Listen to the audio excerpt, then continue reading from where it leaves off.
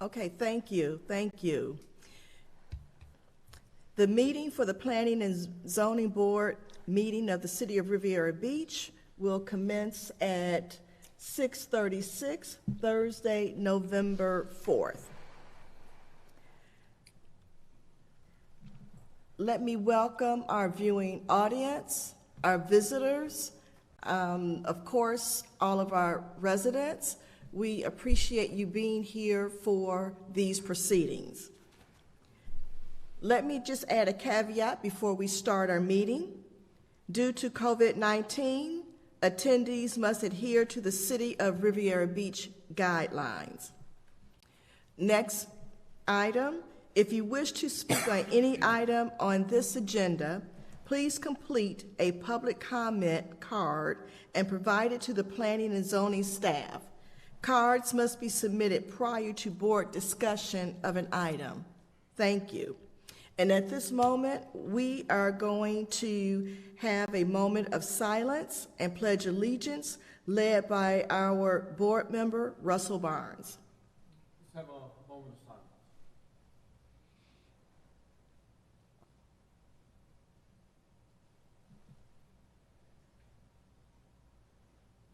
Let's have the pledge allegiance. Pledge allegiance to the flag and to the United States of America, and to the republic for which it stands, one nation, under God, indivisible, with liberty and justice for all. Thank you.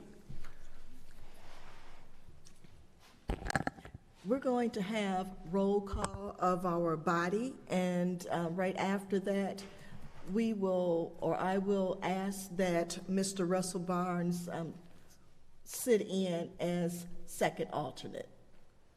So at this point, may we have an attendance roll call? Anthony Brown. Present. James Ganlon. Present. Margaret Shepard. Present. William Wiley. Present. Frank Fernandez. Present. Moeti Nubi. Russell Barnes. Present. Renee Burgess. Evelyn Harris Clark. Present. You have a quorum. Thank you. Okay. Madam Chair, for the record, if you would just clarify that you're bestowing voting rights to the second alternate. Yes, this evening we will have Mr. Russell Barnes. He will have voting rights for this evening. For our record. Thank you. You're welcome. Okay, item number 3. May we have acknowledgement of board member absence notifications? Yes, Madam Chair. Vice Chair Burgess advised that she will not be in this evening. Okay, thank you.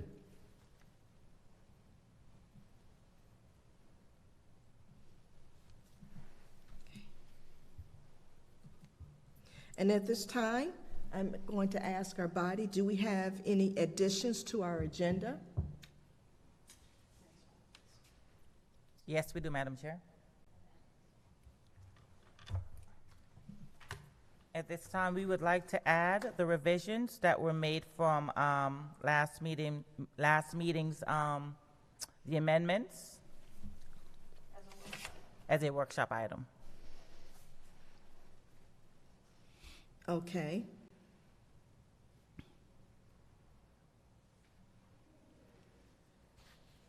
Okay, and before I ask for approval, are there any deletions to the agenda? No. Okay. May I ask a motion for the additions and deletions to the agenda be accepted as presented? So move. Second. Roll call, please. Anthony Brown, Yes. James Gallen, Yes. William Wiley, Yes. Margaret Shepard, Yes. Frank Fernandez, Yes. Russell Barnes, Yes. Evelyn Harris Clark. Yes, Unanimous vote. thank you. Do we have any disclosures by board members before we adopt the agenda?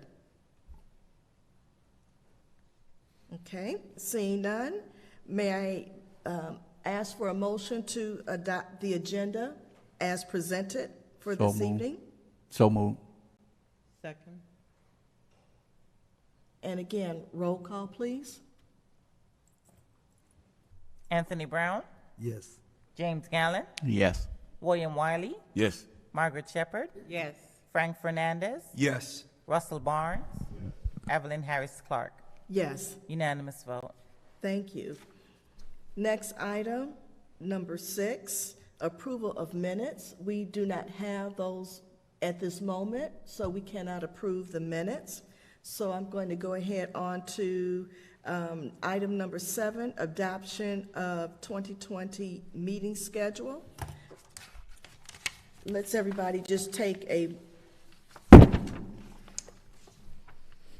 moment to look at, well, do we have that? I see the membership list. Madam Chair, it's in your packet, and it was also Second included with page. the email packet that was sent Oh, out. I see. Okay, thank you. Madam Chair, Madam Chair, Yes. I do have a problem. My email address still is not right. My name is not spelled correctly with the email. It's Margaret Shepherd 46@gmail.com. My last name is Shepherd, not ARD. Thank you, Ms. Shepherd. If the members would, please revise the form, make the corrections, and hand it to me at the end of the meeting. I'll ensure that at the next meeting, we'll have the corrections. Thank you. Just one moment, Ms. Shepherd. Yes. Let me see your document, Good document. this document here, because this, That's one I'm talking about. oh, that's spelled wrong? Right down here, Shepherd. Oh, it's that one. Okay, got it. I'm at 23gmail.com.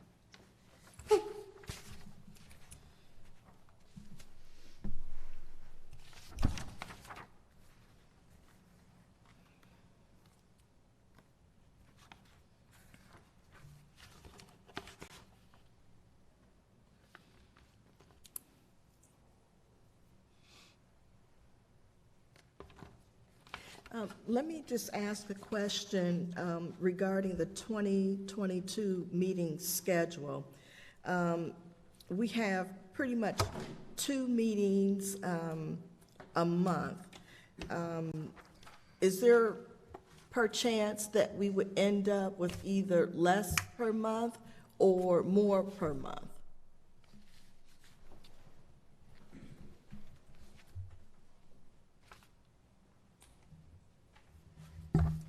That's a great question, Madam Chair. This is our suggested schedule. Obviously, if a big project came through and it required the planning board to schedule another meeting, we would check with you. We normally do try to manage the workload so that it falls on your meeting dates.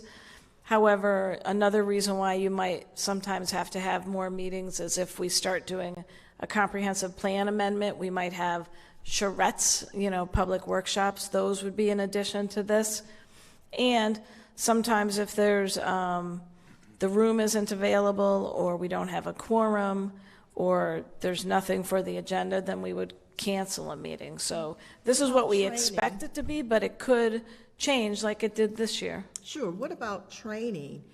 It doesn't appear that there's room for P&Z members' training. No, there will be training on this agenda. In fact, we anticipate doing some at the December meeting. And it will take up these dates, some of these dates here? Yeah, we'll fit it in. I mean, the board, we realize you're a volunteer board. You've committed to meeting. We would not add a special meeting next year just for training. We would fit it into the schedule. Okay. All right, then, what I'm going to ask that we have a motion for the adoption of the 22 meeting schedule, notating that it is going to be flexible regarding special training sessions, special meetings, and perhaps special projects. May I have a motion, please? Move to accept. Second. Thank you. May we have again a roll call? Anthony Brown, Yes. James Gallen, Yes. William Wiley, Yes. Margaret Shepherd, Yes. Frank Fernandez, Yes. Russell Barnes, Yes. Evelyn Harris Clark. Yes. Unanimous vote. Okay. Item number 8, unfinished business. Madam Chair, is this a good time, Ms. Savage, to talk about the, what do you call it? The planning and zoning, talking about putting new things in place. Is this a good time now? The text, I'm sorry? The text amendment will be under the workshop item. Do what now? Will be discussed on the workshop Yeah, item. the workshop item. On number 10. Yeah, the changes that we made. The changes will be discussed under the workshop item, which is item number 10. Oh, okay, thank you.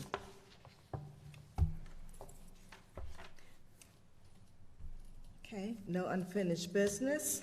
Okay, on to the next agenda item, new business, Ms. Savage.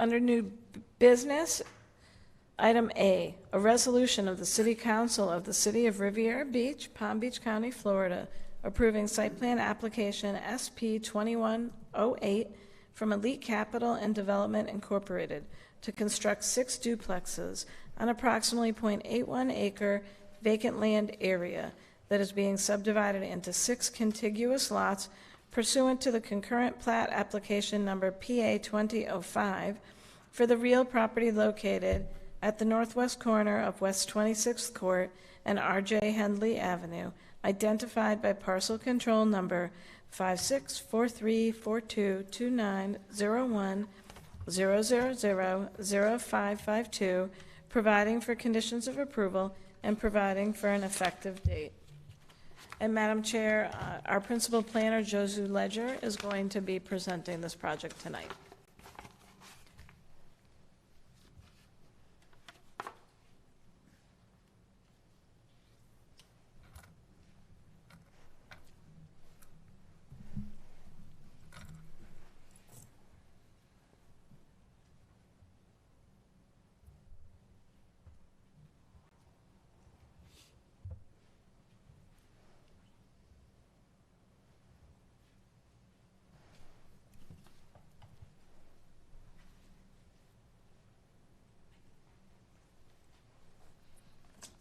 Welcome, Mr. Ledger. Long time no see. Good evening, Madam Chair, members of the board. Josu Ledger, once again for the record. Let's just make sure this is working. All right, the request before you tonight, the applicant is requesting site plan approval to construct 6 duplexes on an existing lot of record, approximately .81 acres of Could you vacant land. come a little closer to the mic? No problem. Okay, thank you. I'll restate that the applicant is request approval for a site plan to construct 6 duplexes on an existing lot of record, approximately .81 acres of vacant land that is being subdivided into 6 contiguous lots per plat application PA-20-05. Just to give you a brief idea of where the property is located, some of the major words in close proximity of the project is West 26th Court and Avenue S, immediately south of Atkins Daycare. The property has a land use designation of medium density multifamily residential, MF-15, and has a zoning designation of multifamily dwelling district, RM-15. The land use and the zoning are consistent with one another.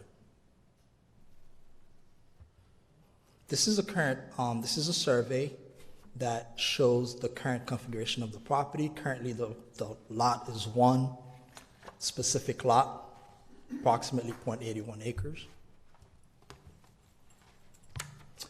If you remember, previously you guys approved a plat application that actually will change the configuration of the lots into 6 contiguous lots in order for the applicant to actually construct the 6 duplexes. So this is the plat that came before you that identified the 6 different lots Lot 1 through 6, as shown here on the screen. And this is a proposed site plan that identifies the 6 duplexes as it relates to parking. The code requires 2 parking spaces per unit, so the applicant is proposing 2 parking spaces per unit. So as you could see, it's going to be a total of 12 units and a total of 24 parking spaces. And also, the site is adjacent to immediately south of Atkins Daycare. The applicant is proposing a 6-foot wall abutting the daycare lot. And also, the applicant is proposing fences to give a sense of privacy from each duplexes. So you do have physical barrier, landscape, and fences between each duplexes. This is a proposed floor plan. This is the elevation. The south elevation will be the main elevation that identifies the 2 entry points to the duplexes, as shown here. This is the proposed landscape. I'll just go to the next slide, which shows it in color, that identifies the separations, the physical separations of landscape and actual fences in between duplexes. This is a rendering provided by the applicant to give you an idea how the proposed duplexes will look like. Staff recommends approval of the site plan application SB-21-08 from Elite Capital and Development, Inc. to construct 6 duplexes on approximately 0.81 acre vacant land area that is being subdivided into 6 contiguous lots pursuant to the concurrent plat application number PA-20-05 for the real property located at the northwest corner of West 26th Court and R.J. Henley Avenue, identified by parcel control number 5643422901000552 with the following conditions of approval. These are our bullet point conditions of approval. I'll just read them on the record. A 2-year landscaping performance bond for 110 of the value of the landscaping and irrigation shall be required before a certificate of occupancy or certificate of completion is issued. Construction and landscaping improvements must be initiated within 18 months of the effective date of this resolution in accordance with Section 31-60, parenthesis B, of the City Code of Ordinances. Demolition, site preparation, and/or land clearing shall not be considered construction. Building permit application and associated plans and documents shall be submitted in its entirety and shall not be accepted by city staff in partial or incomplete manner. Condition number 3, City Council authorizes city staff to approve future amendments to the site plan administratively so long as the site plan does not deviate greater than 5% from the original site plan approval. This development must receive final certificate of occupancy from city for all buildings approved within 5 years of the approval of the adopting resolution, or the adopting resolution shall be considered null and void, requiring the applicant to resubmit application for site plan and special exception approval and reinitiate the site plan approval process. Condition number 5, all future advertising must state that the development is located within the city of Riviera Beach. Fees and penalties in accordance with City Code Section 31-554 will be levied against the property owner and/or business for violation of this condition. Once approved, this resolution shall supersede any previous site plan approval resolutions associated with this property, causing previous site plan approval resolution to be null and void. Condition number 7 is specific to this project. The site plan application SB 20-08 approval is contingent upon the approval of the concurrent plat application PA-20-05 to subdivide the existing lot of record, approximately .81 acre vacant land, into 6 contiguous lots. This concludes my presentation. I can answer any questions the board may have. If you have no questions for me, I can turn it over to the applicant if you desired a presentation from the applicant. Sure. Let me start. The applicant had been here before. I remember the project. I want to ask staff, did we as a board have certain contingencies or recommendations that we had asked the applicant to fulfill prior to coming here to the second presentation? And if you remember what they were, I don't want to speculate because we had a lot of conversation going on at that time. What were those conditions that we asked the applicant to come back with? I have some notes myself, but let me have you go ahead. No problem. Mr. Ledger. From the meeting when you guys recommended approval for the plat, we discussed treatments between the northern portion of the property, which immediately is adjacent to Atkins Daycare, especially the area where you had the outdoor play area for the daycare, which is on the eastern portion of the property. So the applicant is obviously is proposing a 6-foot high wall to mitigate any potential views from the proposed residence to the daycare. That was one of the concerns of the board. Another concerns of the board was for the applicant to look into the possibility of installing traffic calming devices, speed bumps along West 26th Court. And the city engineer reviewed the application, and it came up because we brought it up. He reviewed the application, had conversation with the applicant. To date, we did not receive any recommendations from the city engineer as it relates to proposing or recommending any traffic calming devices for this project.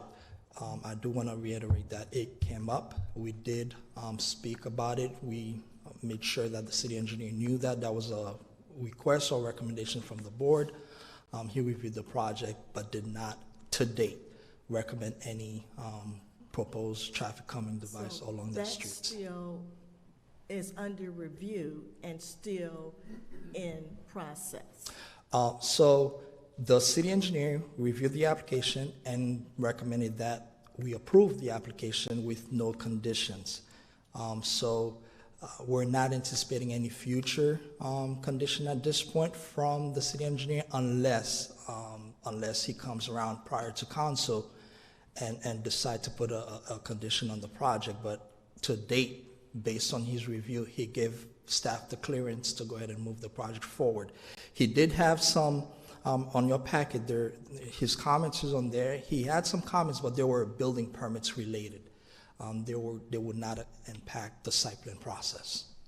Okay, I would like for our body to take that into consideration, the calming devices, considering that this project is right near a playground where parents are coming and going, and children. So as you think about moving forward, just take that into consideration, because we did make a recommendation to not only the staff but also to the applicant as well.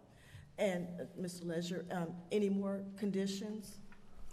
Staff, condition number 7, as you saw on our recommendation, obviously this site plan application cannot be approved if the plat is not approved by the city council.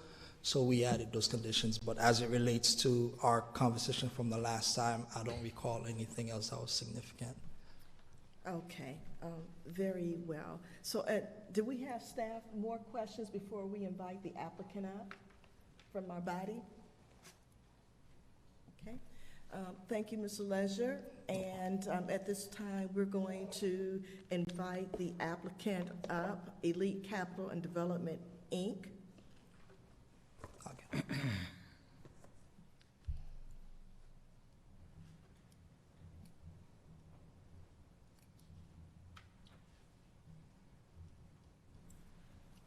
Hi. Good and evening. Good evening. And could you state your name for the record and your position within Elite Capital and Development Incorporated? Philippe Oliver Boucher, owner of Elite Capital and Development. Okay, all right.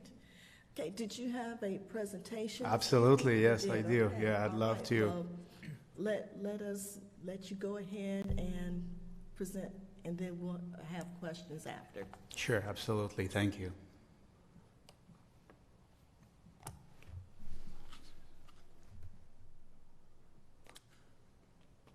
Okay, so as mentioned, my name is Philippe Boucher from Elite Capital and Development. I am the owner and founder. We were here a couple months ago. I hope you guys remember when we came for the plat, like Mr. Leger mentioned.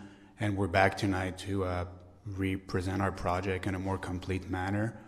We're headquartered in West Palm Beach, Florida, and I am French-Canadian owner. I moved to Florida for the palm trees, just like anybody who wasn't born here. And I actually got a Master in Business Administration in 2015 from Northwood University, which is now Kaiser University, right in West Palm Beach. And our company employs 5 full staff members. We're a small business, but we still hire 5 full staff members, and we deal with local subcontractors. So we specialize in development there. Can take a look at our achievement here. So we have more than 51 properties that we rehabilitated since the inception. All of them were sold to owner occupants. And we started to build new construction in January of last year. And since then, we have completed 26 new homes, again, also to owner occupants. We offer a very high quality product while remaining affordable. And we offer our in-house management for a project, which allows for greater efficiency. So we try to undertake every step of the project as much as we can so that we can have a better building cost and then offer a better price for the people. You can see the pictures below there. These are some homes that we've completed in the Westgate area. So that was a site where we built 14 homes. Just recently, we're finishing them up by the end of the year. And on the right there is just a picture of the inside of our product. A little bit of history on the parcel. So we purchased this parcel back in January 2020. We have been working with the city prior to purchase, and really from the beginning, we've had a pre-application meeting with Mr. Leger and Mr. Gagnon back then. And we've always been working with the folks about the development there. As far as our design team for planning, we have place planning and design. Mr. Corey O'Gorman, who was with me last time, couldn't make it tonight, but he's in charge of our planning. For civil, we have civil engineering consulting, architecture, GoArch engineering, surveying, Miller surveying. So all these businesses are local here in Palm Beach County, and we use them with the rest of our projects. So we're really loyal to our stakeholders when we undertake projects. Our Fontaine subdivision, as mentioned, it's plat and site plan approval for 6 fee simple duplexes, 3 2-units. It is consistent with the city's comprehensive plan and the MF15 land use regulations. Fortunately, we have utilities readily available on site. Water runs along our site, and sewer is also there in the street for a sanitary connection. One of the key points that we've mentioned when we were here a couple weeks ago was that our strategy was to market to owner occupants that would purchase to live on one side and rent the other. And having that into consideration, when we market our properties, we plan on offering them through a 30 days first look period for first responders, medical staff, City of Rivera Beach, and Atkin TLC employees, so that these folks have an opportunity to purchase prior to anybody else. So that is a marketing that we plan on implementing for these dwellings. In order about the concerns, so yes, there were concerns that were brought up at the last meeting, which we well noted and we tried to address, and we did our best in addressing them, hopefully to your satisfaction. So as mentioned before, we plan on putting a wall between our site and the daycare on the north. It's a Simtech product. It's kind of a fence, but it's more of a wall. It's a very sturdy product. We'll share the specification a little later. So that is obviously a very, very important point, because the kids' safety is a priority for everybody. And we will certainly ensure that this wall is constructed even before we even initiate construction on the site. Another point was that our structures are one story, so there is no second story to overlook the daycare's backyard or playground, as it would if it was a townhome or a two-story structure. So that's a pretty important point. In regards to the speed hump, like Mr. Leger mentioned, it is under review by the city engineer, and it sort of looks like it is not required. We would like to put one no matter what, so I don't know how that can be done. If the engineer can review his recommendation, but we would definitely like to put one or two, whatever the requirements are, because even when I was walking the site, I mean, the people were driving fast on that street, and I didn't like that at all. So I would really let's see if we can work with whoever we have to in order to implement those. I see the sidewalk was also a concern, so we do have a proposed 5-foot sidewalk on our site plan that will be constructed along the site. So the sidewalk is going to go east to west along the property, 5-foot sidewalk. So that's part of the site plan. In regards to parking, we know there were some concerns about parking. So what we thought about was to restricting the parking to 2 cars per unit under our management. So obviously we cannot control how folks will be managing their buildings, but under our management we will recommend and enforce 2 parking maximum per unit. In regards to the fire prevention, I know that there's a comment about the fire, making sure that buildings were compliant with the fire code. We've had plans reviewer from the Bureau of Fire Prevention, and they did not have any comments about our plans, which was positive. We also received comments from Police Major Thomas, who recommended to use the graffiti-resistant paint, landscape buffers, lighting, and cameras, which we all plan to implement in order to maximize the safety of the occupants and also everybody that will be walking on the street there. And also a very important point was in regards to management.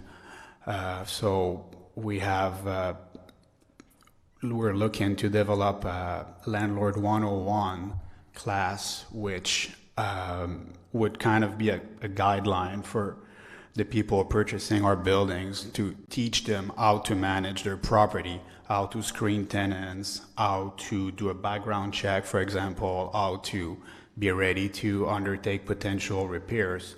So we actually plan on developing this sort of class/coursegram with the owners of the Atkins Center here present, since they're masters of education and we're pretty good in management. We want to work with them in developing this class, which will require in our contract that the potential purchaser read and go through it and enforce to the best of their abilities.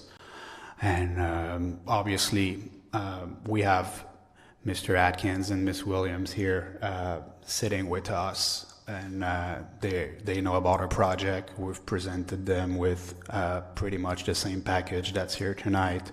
We've had conversations, and their two most concerns were obviously the side boundary with the wall, which we're going to be putting the wall to create that buffer, with the wall and the landscape, and also to make sure that the units were going to be managed properly so that we have the best quality tenants as possible. So that's why we're implementing these two strategies here, the management class and then obviously the walls. So that was from the notes that we took in our last meeting when we were here. That was pretty much all the concerns that I believe came up. If there are any other concerns, we'll be happy to discuss them and try to come up with a resolution. This is the Simtech product, so it's very nice. You might have seen it around in the county. I know that there's other facilities, educational or residential development that use them. It's made of LLDPE, which is a strong polymer plastic. It's got good wind rating. It blocks 98% of direct sound, impact resistant, and it's made in the USA, which is great. So we really look forward installing this wall between our site and the daycare. And as you've seen before, this is our outside rendering elevation. So we plan on having paver driveway and concrete aprons there when you walk, when you drive into the driveways, and we plan on providing very high quality construction there, vaulted ceilings, open floor plan, and maximizing the living space for the occupants. And also, like Mr. Leger said, the perimeter will be fully fenced. Between each dwelling, each unit's gonna have its own little gate, so they have access to their backyard.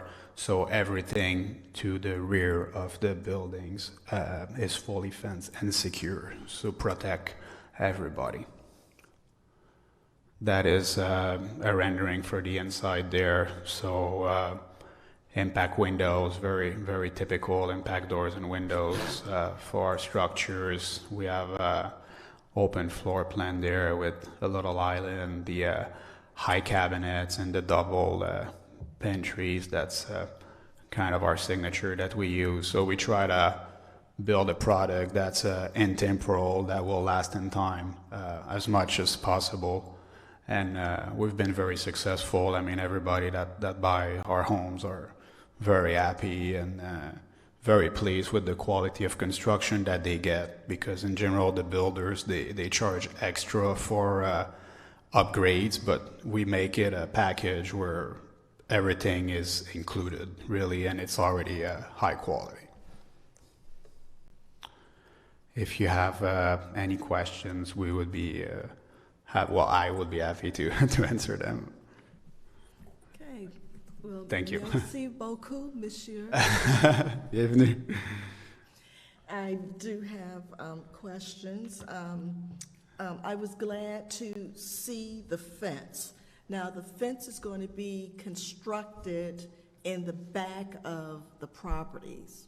And the sides too, And- and the outermost sides as Okay, well. so the same material separating the units and also in the back. So There is in the a outermost, redundancy. so I'm sorry, in the outermost side, so in the big perimeter, in between the units, it will be wood on wood fencing. Okay. Yes, we're only putting the wall on the outside boundaries of the site. Okay. Thank Yes. you for the clarification. Yes, yes, Okay. absolutely. And that's 6 feet, so you addressed the units, that was, between the units, that was my question.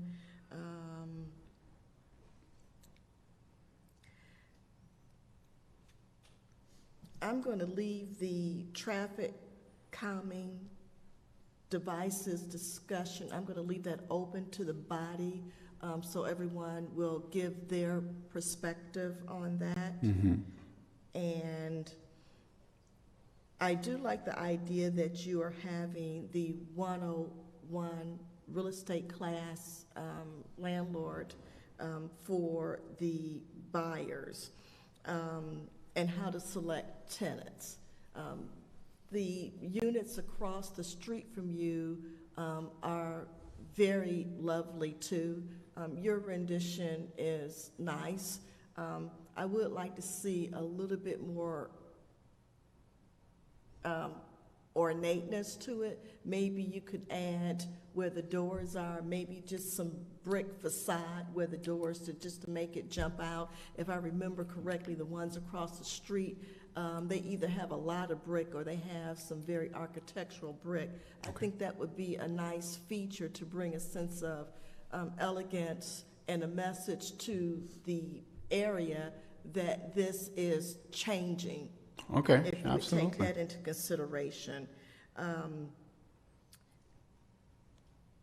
Loud music, I don't think you can do anything about that. We're looking at a daycare, and unfortunately, some people who own property or sometimes they rent do not have good neighbor habits. But if Atkins can take that into the one-on-one training to bring up that we do have a daycare, and those children take naps. And some children may have learning challenges, and maybe they don't like loud noises. I just want the owners, the buyers, the tenants to be conscious that there is a daycare on the other side, and the children are utmost important. Absolutely. And I see that you have the grass, and it looks like on the front it's kind of narrow for each owner. Hopefully it is narrow enough where we will not see a situation where someone has an extra car and they just decide to park on the grass. I don't remember that there was street parking. Do you remember if there was street parking? I don't think so, no. No street parking? No. But I don't think they'll be able to squeeze, That's what I'm hoping. That Yeah. an No, extra and- car would not be able to squeeze. Some people just don't have common sense. No. Or good neighborly habits. yeah. Okay. And I think those were all the questions that I have, so I'm going to open up to our body. Board, if you have any questions, just raise your hand and I'll I got a acknowledge. question. Yes, I can Mr. piggyback. How you doing, sir? Just so I can piggyback off what she was saying about the parking there. I was looking at that, and you were saying that picture that you had up there of the houses, that was going to be an exact rendition of what the house was going to look like? Let's have you put that back up if you can do that for us. That's going to be exact? But I like I what mean, you're saying, is it's that's gonna be it? look a lot like this, yes, the elevation and the parking and, yes, it should look a lot like this. So let me ask you a question then about, she said about the parking, and I mean, I'm all for this because I expanded my parking lot at my house.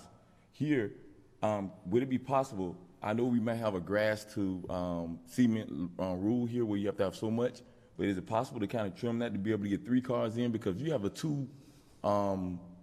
I'm assuming that there are 3 bedroom, 2 bedroom, right? 3 bedrooms. 3 bedroom, okay, so we're assuming that maybe mom, dad, maybe a son there, maybe. So possibly could be 3 cars in the parking lot, correct? Maybe? Let me just pull the site plan real quick so I can see to scale how much space we have in between. I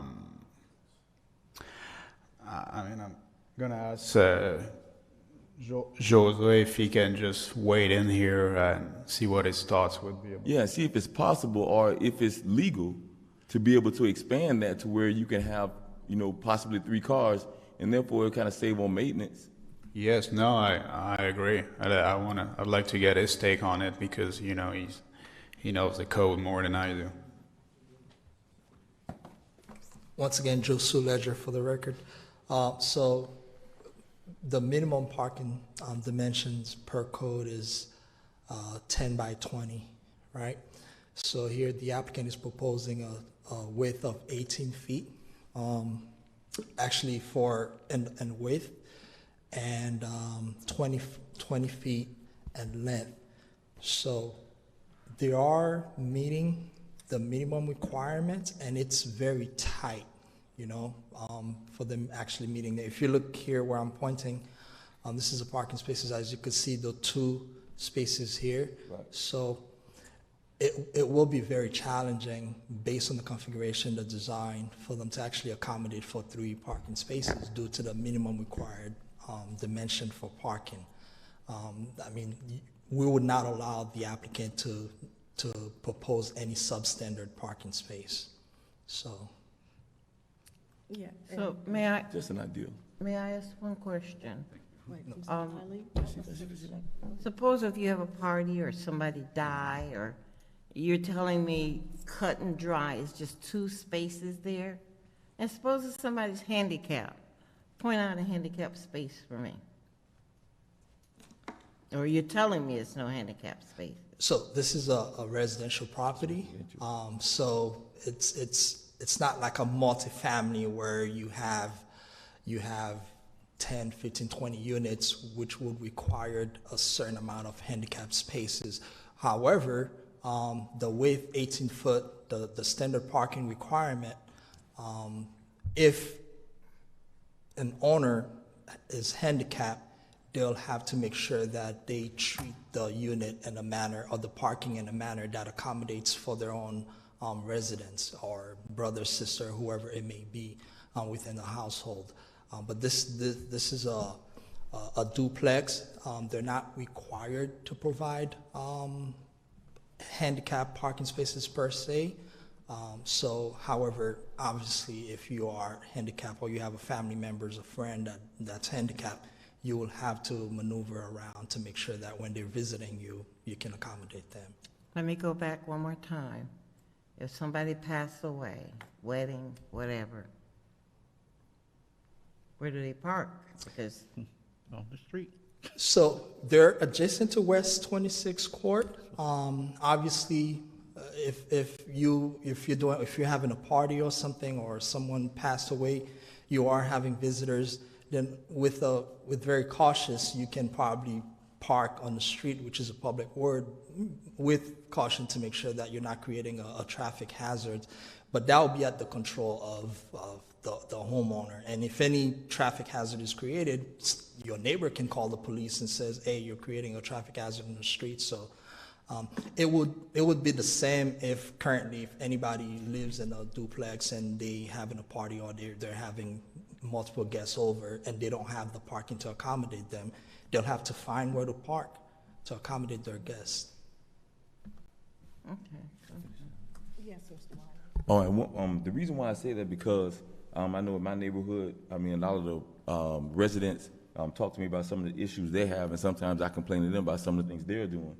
The reason why I say that, because I think that'd be an easier way if it was possible, because let's say, for example, they do have, like she said, a neighbor comes over, or a friend visits or whatever, and they park, and they're going to end up parking their cars behind those vehicles, and now you're going to have a situation to where you're going to be in an area where a lot of kids are going to be, and now it's going to impede the sidewalk to where now the kids have to go out into the road to go back around their car, and apparently, with all the nice apartments there, there's going to be a lot of that, issues. That's why I was saying that if it's possible, we could move it up to where now the sidewalk will be free for use for walking, jogging, and for the kids to run up and down the road, because there's a lot of kids in that area also. So that's why I was trying to come up with that idea to see if that was something possible, or could it be implemented? If two cars can go as close as possible to the unit, to the front door, maybe another car can be, in perpendicular behind them. But that's at the control of whoever occupied the units, whether they'll be able to do that. As it relates to designing the site plan to accommodate for 3 parking spaces, if you do that now, you're probably going to take away landscaping area, Right. So, which we probably would not encourage, especially when you're meeting the minimum requirement of the code. Got it. Thank you. Mr. Fernandez? Good evening. First of all, I'm glad you're considering the speed bumps on that area. I hope the city can work with them, since the developer's already willing and able to install, that we can refer to our engineer saying they're willing and able to do it. Let's get that done. Okay. Second, I'm going over the Riviera Beach Police Major Steve Thomas report. I know you included some of the suggestions in your construction, but there's a couple of other ones which are minor. Numerical addresses have to be highlighted at night when you have a police responding or fire department responding or ambulance. You want to be able to see those numbers. So we got to make sure that those numbers are visible. They're lighted up at night. That wasn't up there as part of your consideration. I would consider that. Also, the glazed areas should be impact resistant. That's more for break-ins. It's very hard to smash in and impact windows on the bottom level. So you didn't agree to that as well. I'm not sure if you're Right, they will be impact windows and glowers. That's part of the code. okay. now. Well, I didn't see it up there, so I Yeah, was no, just it's, addressing. they got the bill, they have to put. Okay. Now, Yeah. during constructions, you have obviously the Atkins childcare. What barriers, what are you putting up to prevent the dust, the dirt, and everything else going into the playground and preventing the kids from accessing the construction site? What do you have? So we'll put the Simtech wall that we're proposing. We're gonna get that built before we even start construction. And then we're gonna have a temporary fence, like the green one, the chain link fence, in the front of the perimeter of the site. With the dust covers and everything on there, correct? Yes, the one that has the green, that you can't see anything, and yeah, we'll look into the dust control, absolutely. We have already in touch with fencing company. We've talked to them before, so we'll make sure that we have that as well. Are you also taking into consideration maybe hiring local Riviera Beach residents for jobs sites? We already do. We already hire several Riviera Beach workers. Mr. Bobby Leonard, he's been on our team since the beginning, so Good. that's we already do that, so. Thank you very much. That's it. All right. Okay, I another have a question. couple of questions. Storage, looking at the cars that are going to be parked forward of the building, and I'm just going to say this because this is just one thing that I detest. I cannot stand it when I see people barbecue in front of the house and store their barbecue pit in front of the house. Drives me absolutely bonkers. So, but people do want to barbecue. What provisions or room is there in the back to accommodate storage, and is that on the owner to acquire that storage unit? Well, they have a little patio in the back there, as you can see in the site plan, that will be there, and hopefully they'll be grilling in the back and not in the front. Is that the tiny square way back there? Yes, that's a paver pad, so it's kind of a patio area in the back, so that's where people should be hanging there in their backyard. So Okay. yes, that is a paver patio, we call it, and Yeah, it's right in front of the sliding door. So by having the open floor plan, You know what, I think I'm kind of looking at the wrong thing. Do you have the little red light? Where you can yes, I point? do, absolutely. So right there, yeah, that is a patio area. Okay, Yes. Okay. And this is the wood fence that divides unit A and B. So that it's and we'll have a fence right here as well. So all this side setback here will most likely be used for storage. So people can put their bicycle, can put their stuff right there in the side setback, because we'll have a fence there, right? So the gate to the backyard will be right there. That's all free space for storage. And then that's pad here, patio here with nice little chair. That's barbecue right there. That's sliding door, kitchen, living. So, I mean, I think the people will, well, and we'll put that in our landlord 101 guidelines, like do not put anything outside, keep it in the back, you know. You have space, you have a gate, put it in the back. So, yeah, that's...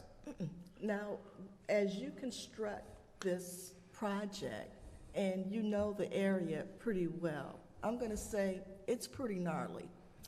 And my question is, what procedures or mechanisms are you going to put in place really to protect your materials as you're building out this project, so that you stay on track? Yeah, we might hire a security guard to just stay on site at night. So well, that's an option that we're considering strongly, is just to hire a security guard to guard our site at night, and during the day our team is there. So yeah. Okay, good. Yeah. Yeah, we've already kind of juggled around the option of that. So yeah. Okay. Yeah. I'm going to ask if we have any more questions from our board, and I would like the Atkins company to introduce themselves and speak a little bit about real estate one-on-one management. So I'm going to ask the board members if they have any further questions. I got two more. All right, Mr. Wiley. All right, sir. You know what gnarly means, right? Excuse me? You know what gnarly means, right? When she said it was gnarly, it was gnarly. Well, I kind of, you know. Yeah, it means it's cool. I saw the look on his face. I mean, I kind of Yeah, it's kind of we ran the dictionary and The insult, you know. I put a lot of hard work in this. All right, I wanted to ask you. Sorry about that. Trying to make light of it. The wall is going to be 6 feet. Is that something that the Atkins agreed with, that 6 feet would suffice? I believe so. Yeah. I would Yeah. like to hear That's from Mr. Juan. I'd like to hear him express himself. I know he's very quiet, but Juan can talk. no. I'm sure they will. Yeah. One more Mr. question. Atkins, come up and talk for us. One more question. Now he come on up. Mr. Well, I'm gonna just finish up this one question. Yes. I haven't been over there in a while. Right there at the corner of R.J. Henley and 26. That's a four-way stop, correct? That's a four-way stop. Well, I know it's Lindsay It is? Davis is right there. Okay, and right. So I just want to make sure, because for the traffic calming, because I know we're getting something done in 13th Street within the next couple months, and I know for that will probably help out. But I know you were saying earlier that the traffic was, people kind of driving kind of fast, even though it's a four-way stop way there. It was still bad traffic. I mean, honestly, I don't recall if there's a four-way stop at the intersection. She said yes. Yes. It is. Four-way stop. It's a four-stop. It's speed to the stop sign. So speed bumps will probably be adequate. No, yeah, absolutely. What I was trying to say is that we'll pay for them. We'll implement them. Obviously, we can't just go and build them on our own, but we need to have the city engineers' cooperation and action plan and just guiding us and implementing them. We want to implement them. That's for sure. I mean, I believe it was your comment back then, and Right. it's still, required in our opinion. So yeah. And that's just going to provide safety to your residents, to the people in that area, just to be safe, just in case, like I said, for kids, anybody, new bicycle riders, anything like that. So, and again, especially for Mr. Atkins, for the Atkins group, that, provide safety for them also. So yeah, please do that. Thank you. Yeah, kids and future owners as well, right? Like they might also have kids, or they might for themselves. They don't want to have to, have a car drive very fast past them. So yeah, yeah. Thank you, sir. All right, cool. Thank you. Madam Chair, Yes. I can tell you now with these speed bumps, I think the rules that we have in this city with these speed bumps need to change. I have been trying to get more speed bumps on my street, and the city engineer has turned it down every time. So I can tell you now, it's gonna be very difficult to get this done with the speed bumps, and I hope we don't penalize them. Right. They want to do it, but the rules needs to be changed in this Yeah, city. they got some fine rules. Yes. So then maybe you make it a condition of approval. I mean, like we really wouldn't mind that at all. I mean, we appreciate your willingness, and we as a body, when we make a vote and a decision, and we will make a stipulation in the motion, we are taking our board members' recommendation into consideration. So we'll handle that from our motion. Sure. Yeah. Absolutely. Okay. Right, and my question that I had was, I think I heard you say that the purchaser, hopefully the buyer, will be required to live in one of the units? That's who we're gonna try to market them at first. Would be what's considered owner occupants, so that they would live on one side and rent the other. So we're gonna put it 30 days. We consider it a first look program. Bank used to do that before with the property that were repossessed, so that owner occupants purchase them. I would rather than like investors, Yeah, I would like to see that to be made as a requirement, because I'm quite sure they're going to make sure whoever lives next door to them will do the right thing. Yes, and we're gonna do everything we can to market these properties as such and try to have that gap, that time frame, I should say, where we push owner occupancy.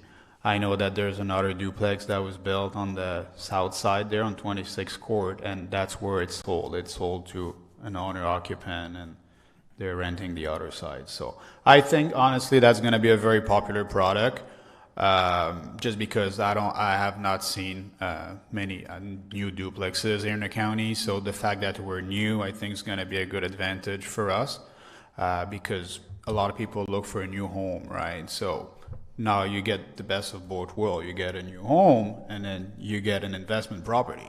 So, and we only have 6, so I'm fairly confident that, we're gonna be pushing it as much as we can. I mean, I'm a real estate broker, so I control our listings, so I can control all the listings going to be pushed, and our marketing, and Erica's there, and we've got a lot of tools in our toolbox. Yeah. So. Okay, that's all the questions I have. Yeah, thank you, sir. I wanted to ask Mr. Atkins, Juan, is it all right if I call you Juan?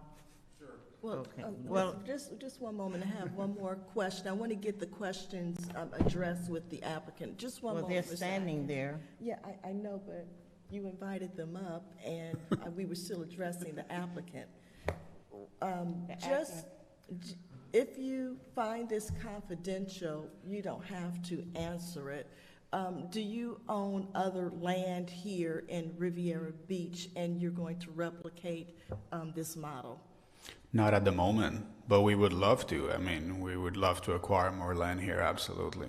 Okay. Yes. All right. Do we have any more questions from our board members to the applicant? Yes. What's your schedule? Well, it all depends on, we're assuming approval, and then as soon as this gets here by city council and it gets approved, we're going to shift gears into construction documents, which are about 50% done already. And then as soon as they're ready, we're going to file for building permits. So in our internal timeline with our operations, we're ready to go as soon as the permits are approved, to be honest. So What do you expect for a construction timeline I would say 6 to 8 months. for all 6? Yes. Yeah, once we start, we're going to go sequentially. Yeah, that's how we do it. So Thank you. thank you. Okay, if we don't have any further questions, I would like the Atkins Group to come forward and introduce yourself. Thank you. You're welcome, Mr. Boucher. Good evening, and if you could state your name and your company and your position for the record. Okay, And good evening again. good evening. My name is Tiwana Atkins Williams. I'm actually Juan's baby sister. Yes, yes. And I am the executive director for the center that's located right adjacent to the property. So we've been there, it'll be 5 years this month. So this is our 5th year there. And I think the last time we were before this board. I'm confused. Are you part of the daycare? Yes, Okay, I thought you were part of teaching the class 101. no, what happened when Philippe mentioned that he was going to do the class, I told him that we would help him develop the curriculum, because there are some certain subjects that we have a keen interest in, making sure that certain things are covered as far as tenants and things like that. And my background, I have my master's is in public administration with the concentration in human resources management. Undergrad degree is in journalism, so I offered my support with them as they developed this course for the potential owners and subsequent tenants in the units. So that's how that came about. Okay, thank you. I was just confused on that. Obviously, I don't know you, so I wouldn't, know that you were part of that daycare. I thought you were teaching the one-on-one class, and I was actually going to say that you could teach this throughout the entire city of Riviera Beach for landowners, but You know what, you part of the never know what daycare. we come up with. It may be something that could be duplicated and essential for other. So we'll, this will be a good test run just to So kind of if see I'm how it goes. understanding, you collaborated with Mr. Boucher, and obviously as a business, you had concerns. You would like to see development, because all of that is vacant over there, except for the other townhomes that are on the opposite side of the street. So owning a daycare, you weren't here when they first came aboard, but we just intrinsically were trying to address your business, its operation, the safety of the children. So basically, if you could share with us what your thoughts are, both of you, please. Okay. So we did meet with Elite Capital's team, Miss Erica in particular, and she gave us basically the information that you all have with the site plans and renderings, et cetera. So upon looking at the plans and what they had in mind, we did have a few concerns because we're so close to the property. Could you be specific, please? Specifically, our first concern is the safety of our children. So we are licensed for 151 children. Right now, on a given day, we serve about 120 children in our community. So our primary concern is for the safety of our children and their families. So the fence pretty much addressed that particular concern. Our playground is not an open playground. There's only access from within our building, so it's completely fenced. And just for clarification, we have 2 playgrounds, one that's on the east side of the building and another playground, a smaller playground on the west side of our building. So we have 2 playgrounds for our children. So that was our big concern, the safety of the children, the types of people that may be around us. We want to make sure that everyone that is near the daycare are people that should be near a facility. So that was one concern. Let me ask a question. When you say types of people, and you may know the legislation more so than I do, Is it some sort of notification that is sent to you if there is some sort of child abuser that is going to reside in the area, for example, whenever that type of person comes into the community? I'm not saying that that would happen with this property, but I know that would be a concern of yours. Yes, and we have received notifications before with people that are in our community, and I know there are certain rules, and I don't know all of those rules, but there are certain rules that limit where people can stay if they have certain criminal backgrounds, so that we understand. The other thing, we just wanted to make sure that our kids are in a safe, comfortable environment. So those were some of the things that came into mind. Of course, with the traffic, that is a concern, but we're a narrow property as well. So most of our parents enter our property from our avenue.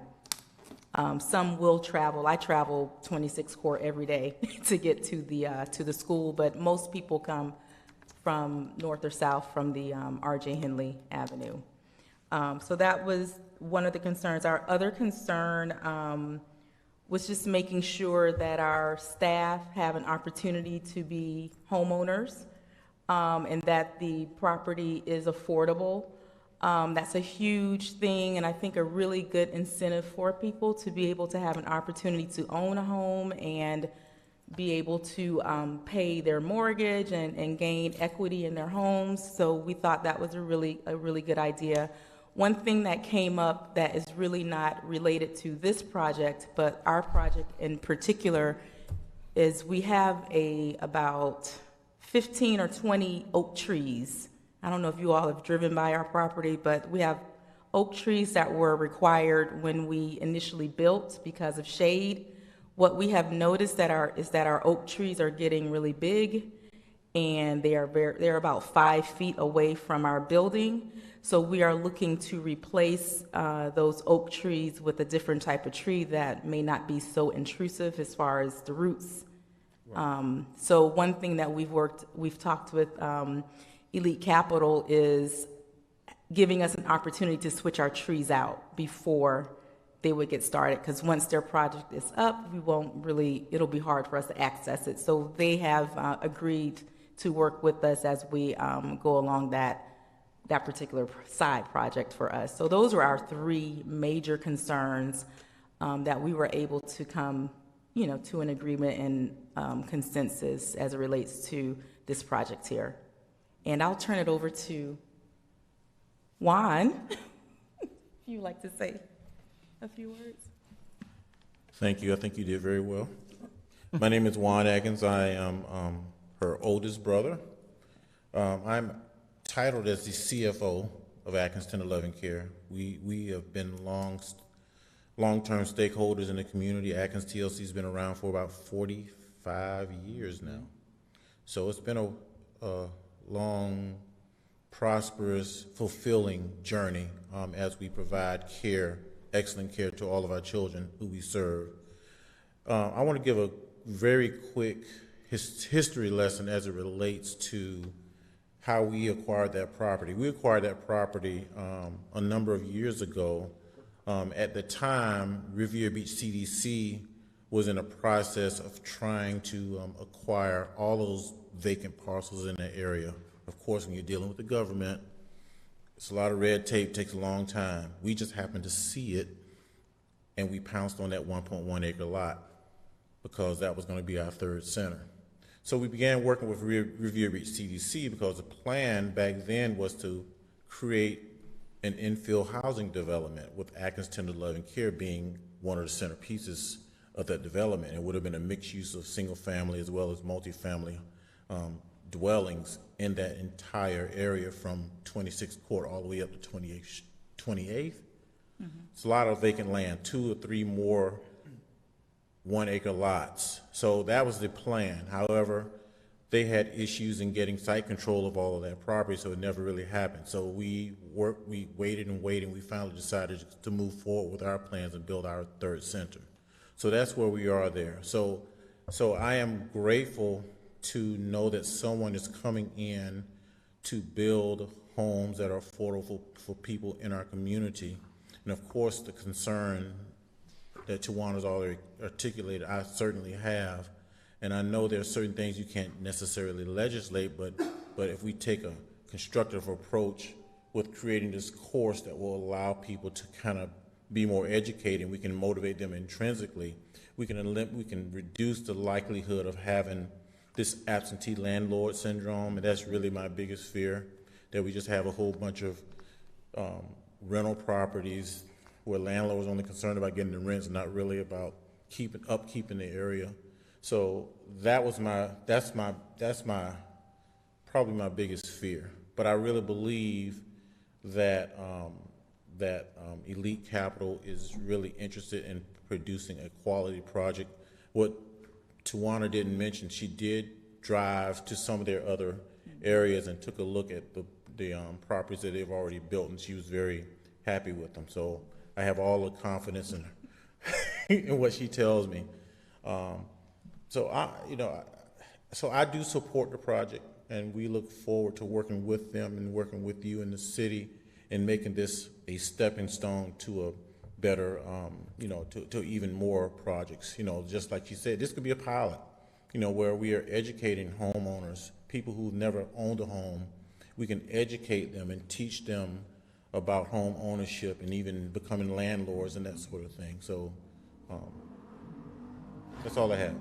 Okay, well, we thank you so very much. We always, when we have the projects, hope that the surrounding residents would come forward with whatever their perspective would be so that we would have an opportunity to weigh in. And again, they were in front of us earlier, and one of the recommendations that we wanted to hear from the owners of the daycare, but you've taken it a step further, and I would feel comfortable whether it is Elite or any other body that comes to build, even that existing complex, that you guys keep an eye on the neighborhood. And one of my concerns was because this project bumps up against your daycare, even though there are 6-foot walls, that the residents don't decide to play loud music when you are either teaching or the children are having nap time, or maybe when you're having nap time. We don't want to see that sort of disturbance, but I feel comfortable. It sounds like you would speak up. Yes, and I'm glad you mentioned that, because one of the things I wanted to say was we did design that building to filter out outside noise, so you really don't hear anything. We have impact windows, and the building is specifically designed to filter out noise. If you walk in there, you don't know what's going on outside unless you happen to be looking out the window. Okay. So that's one thing that's a mitigating factor. But however, our neighbors still need to be neighborly. Right, exactly.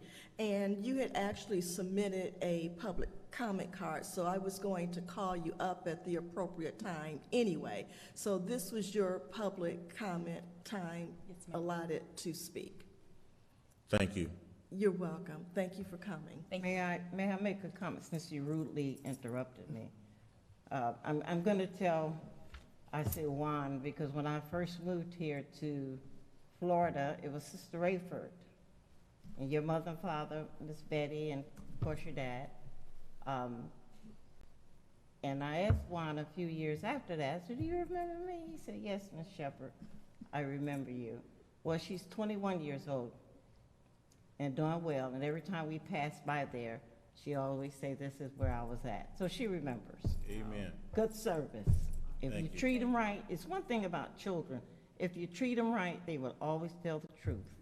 And I'm so happy this project is here, and maybe give me an opportunity to come over and look at the building again where you're at. I was only there one time, but I do have grandchildren now. Okay. And I thank you for you. And I remember when you were just a little girl, in the office with your mom. Never forget it. And Sister Rayford always say she's going to be somebody. I don't know if you remember her saying that, but she used to say, you're going to be somebody. So I have to go by and see her and say, she is somebody. But I'm sure she knows. Thank you, Juan. All of you have an open door, we have an open door policy for all of you to come anytime. We welcome you. Thank you. Thank you. Thank you for coming, and since we have processes in place, let me continue on with how the meeting should go in terms of process. So at this point, we are going to take a motion to move this project forward. I would like to see a caveat that the engineer with the calming aspect of this project, that language is somewhat stronger so that City Council will take it as very important, not only for the generous offer of the applicant, but also of the Atkins group, who saw that as a concern too. So we're not trying to hold this up, but I want to send a message to City Council that we have a generous offer and we have a concern by the neighboring company. We'd like to see that in place. Would you like a condition that the applicant shall coordinate with the Public Works Department with regard to the potential installation of traffic calming devices? If that's the proper entity, Ms. Savage, yes. But I think he's already done that. He's waiting on a response from the engineer. Yeah, I don't know if we can make him responsible for. Yeah, that's something the city Well, should be doing. we have a process for speed bumps and that type of thing. There's actually like an application process, and they analyze the traffic conditions in the area, the geometry, et cetera. So there is a review process with the professional staff. What we can do is we could either add a condition here, encouraging the applicant to meet with Public Works Department. Certainly, if you prefer, staff can facilitate that conversation without a condition, you know. Sure, I think the applicant is willing to pursue that. I think if I'm correct, Mr. Gallen, is that it's on our side. It's on the city side. That is not taking the initiative. So, Madam Chair, with all due respect, I don't know that I would necessarily say that, but there is a process for speed bumps, and what we're happy to do is set up a meeting with the applicant and the engineer, and we can discuss it. But there, you know, there's a process. Yeah, there is a process, and just like I said, I think the process, I wouldn't say the process, but I think some of the rules need to be changed or updated to where if something is needed, a rule is not stopping it from happening. Correct, and that's a different conversation. So if there's an interest in revising the Code of Ordinances or internal policy and procedure with regard to streets and speed bumps, that's a separate conversation. That's not something that you would accomplish with this development permit. So duly noted, but this can't fix that. No. Okay, so if that's the case, we would like to see that separate conversation to address Mr. Gallen's concern, because that does caveat into not only this applicant, but future applicants as well. But we're not holding up the project. Just wanted to make sure that the engineer knows that we have a generous offer from the applicant, and also from the owners who own the daycare are concerned about the traffic calming as well. I think we would be happy to set up so staff will coordinate a follow-up meeting with the applicant and the engineering department, and we'll make sure that everyone knows that, and we'll talk this through with all of them. So if we can push on that, if that helps Mr. Gallen's concerns, that's what he would like to see. You can caveat and say yes. Well, we'll be Yes. happy to do that, Madam Mr. Chair. Gallen. And I hope I can be involved with that meeting too. I want to ask you a question. What'd you say? I want to ask a question. Oh, Ms. Ma'am, Savage? Ms. Savage, before you leave, I just want to ask you one question. Ms. Savage? Like you said, a very generous officer of what he wants to do in that area. I would like to know, how much would it cost per speed bump? Is it very expensive? I can't answer that question. I mean, when we start evaluating traffic calming devices and speed bumps, before we even build anything, we study the area. We do traffic counts and analysis. Because with his location and with the Atkins location, I mean, I figure the main speed bumps that we'll be discussing will be on his street, right? Be on 26, correct? So therefore, I mean, at that road, I mean, I'm thinking maybe 2 speed bumps. You know, maybe, I don't know whether there's a rule or how far they have to be between or whatever, but. It is a rule. It is a rule? That's why I say rules need to be changed. There is a limit Okay, on how yeah, that's far the, you can yeah, put a because I speed figure bump. 2 would be suffice, but if it's a rule, then it becomes really complicated or expensive for the, for the city or for the management company coming in, then I can see that being a problem.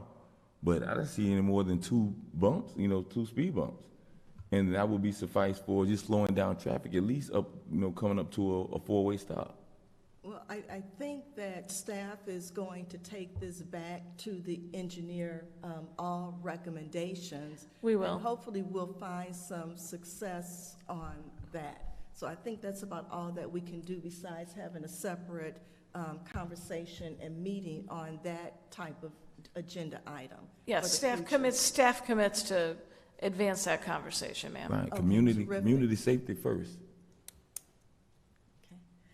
Okay, at this point, let's go ahead and take a vote on accepting and moving this project as presented forward. May I have a motion, please? So boo. Second. May we have a vote? Anthony Brown, Yes. James Gallen, Yes. William Wiley, Yes. Margaret Shepherd, Yes. Frank Fernandez, Yes. Russell Barnes, Evelyn Harris Clark. Yes. Unanimous vote.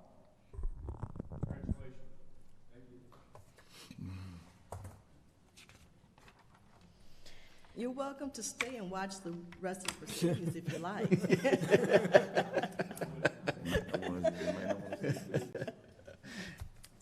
No, you're free if you wanted to leave, but you're more than welcome to stay if you wanted to. All right, Ms. Savage, let me just go back to the agenda here.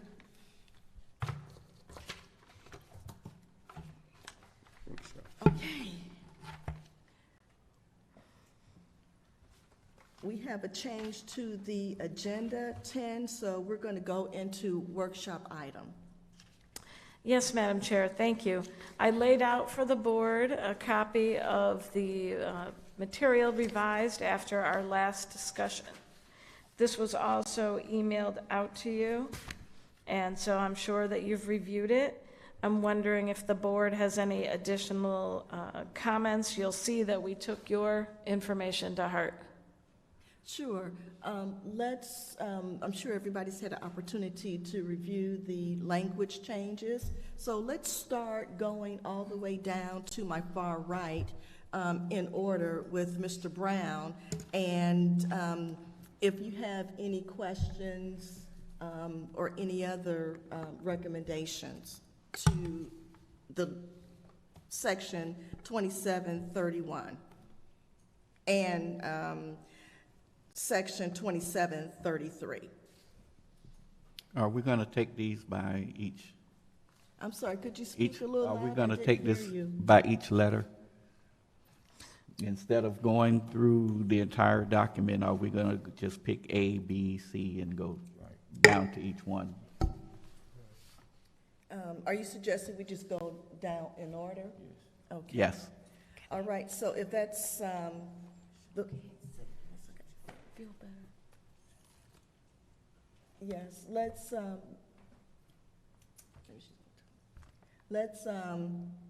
start with section 2731, and we're going to start with A. Mr. Brown. No questions on A. Mr. Gallo? I have no questions. No questions. Yes, I do. Since the last meeting, I had a chance to kind of think about this whole process, and I'm still a little confused on the whole aspect of it myself, because I managed FedEx and Office Depot in Orlando and in Miami and Fort Lauderdale area for a number of years. And I remember we had the process of where we did this reorganization or however we want to name this, and it didn't roll out well, and we never recovered from it. And I'm still trying to understand the process of why we're doing this, because when I read A and it's saying that we're going to go from seven total people here to now 5 and 5 alternates who shall be appointed by City Council. Now, one thing I can say is that us being members here, and we volunteer our time, and we, like I say, I know for myself, I love the city, born and raised here, and I definitely want to see the best things that, that's going to come to our city, but I don't see how this is going to help the Planning and Zoning Board by doing so, because even with A being implemented in, it causes problems with a lot of other sections here, to where I'm still trying to understand the process of why we're even doing this. Okay, that's a I'm really great confused. question. And So may- we're doing this I'm because sorry, the board Ms. asked us to. Ms. Savage, may we hold that point just for a moment? Just for the record, we had board member Ms. Shepherd. She had to leave, so I just wanted to make that note on record. Thank you. Pardon me. And the time was 8:04 Thank p.m. you. So part of why we're doing this is because the last time you had alternates and regular members appointed, there was a lot of confusion about what is the process, how do they get appointed, what should be thought about, what do we do. This was just a couple of months ago. This board asked us to take a look at the process and figuring out how do alternates or regular members get vetted, how do they get appointed. And we took a look at the code. The code is antiquated. You have a board member who we need to take some action. You have one board member who the city council needs to do something. Okay. And so that's why we're here today. Mr. Sermons does want to add something to it, but I will tell you that, as Mr. Rodriguez said, the language that was in there was pretty antiquated, so it did need some help. As a newcomer to the city, the fact that nobody really knew how anyone got appointed to the board indicates to me that there needed to be some improvement. And this board wanted to understand, what is the process? How do we do that? So that's how we got here, and staff looked at it. We're happy to modify it if you want us to modify it, but this is not something that we just chose to do. We did it because it was requested. Absolutely. Mr. Sermon. Good evening, Madam Chair, members of the board. For the record, Clarence Sermons, Director of Development Services. To add a little context to even before the portion that Ms. Savage, Assistant Director Savage just described, since I've been at the city, we've done at least 2 appointments to the Planning and Zoning Board. As you know, you are all appointees of different council districts. However, every time I bring these items to City Council, there's confusion and dissatisfaction amongst the council members on the process. So in addition to the conversations had amongst this body about how that process should work and what it will look like, even the council members are dissatisfied with the number of appointees they have, why some districts don't have any appointees, why some districts have 2, others have 1, others have 0. And so being a process that I, as a leader of the department, inherited, I also wanted to be receptive of their comments, the frustration and confusion that occurs every time we need to make a new appointment. So what staff has done, in addition to taking back your feedback from the last meeting and taking into account the comments coming from City Council, to come up with a process that is clear and simple and straightforward moving forward. Another issue that constantly comes up in front of City Council is the alternates. This person has been an alternate for several cycles, several years. When are they going to get an opportunity to be promoted to a full voting member? Well, if the council member whose appointee seat is open doesn't want to choose someone else's appointee who is an alternate to fill their seat, then that alternate kind of sits there and they may not have the opportunity to be a full-fledged member. So the purpose of this 5 and 5 system is that each council member gets one appointee to this board, and each council member also gets one backup or one alternate. So when their appointee rolls off or they're no longer pleased by their service because you're all serving at the pleasure of your council person, they can choose to move up their alternate or pick a new person, but that council person has control over their seat and an alternate, so it's complete fairness and transparency of the process. And if I could caveat off of that, I don't remember which city council meeting it was, but there was a lot of confusion on their behalf around the process, as Mr. Sermons was sharing. And then, for example, we, or maybe I, thought that since if you're an alternate, then when the seat becomes open because you've been diligent on the board already, maybe participating in absentee of a board member or just attending the meetings and training after a couple of years or a few years, that you thought you were the next in succession, and it turns out that it was not functioning that way. So if there was confusion on the city council behalf, and there was a deep discussion about that, and then trying to clarify expectations on this end, I think this is why all of this came about. So it wasn't arbitrary. It was discussions that taken place with city council, and then I kind of caveat into it, and a few other people did, as to how does this supposed to go. Okay, so I understand that part of it, and like I said, again, at no point, I want you guys to think that definitely I don't appreciate the awesome work you guys have been doing, because I've seen what you bring to the table. So don't think that I said that in any way, or you feel I may be insulting you guys. Definitely not that at all. I definitely appreciate what you guys bring to the table, and I think you've done a great job. Only thing I was thinking about was that how everything was set up, right? Again, that was one of my biggest things that she just stated, was that even though we're jumping around right now to where the person who comes in and there's the alternate, they've been here for a number of years, I don't want that to be to the point to where it's the preference of the council. That should not be the preference of the council. That should be mandatory for the person coming in who's been in that seat, working in as a sub or working in as an alternate for those years, to be put into that position. And then the council person should be able to pick the alternate, if that's the case, to be able to come in to be able to do that. And I think that should be fixed and not to the preference of the council.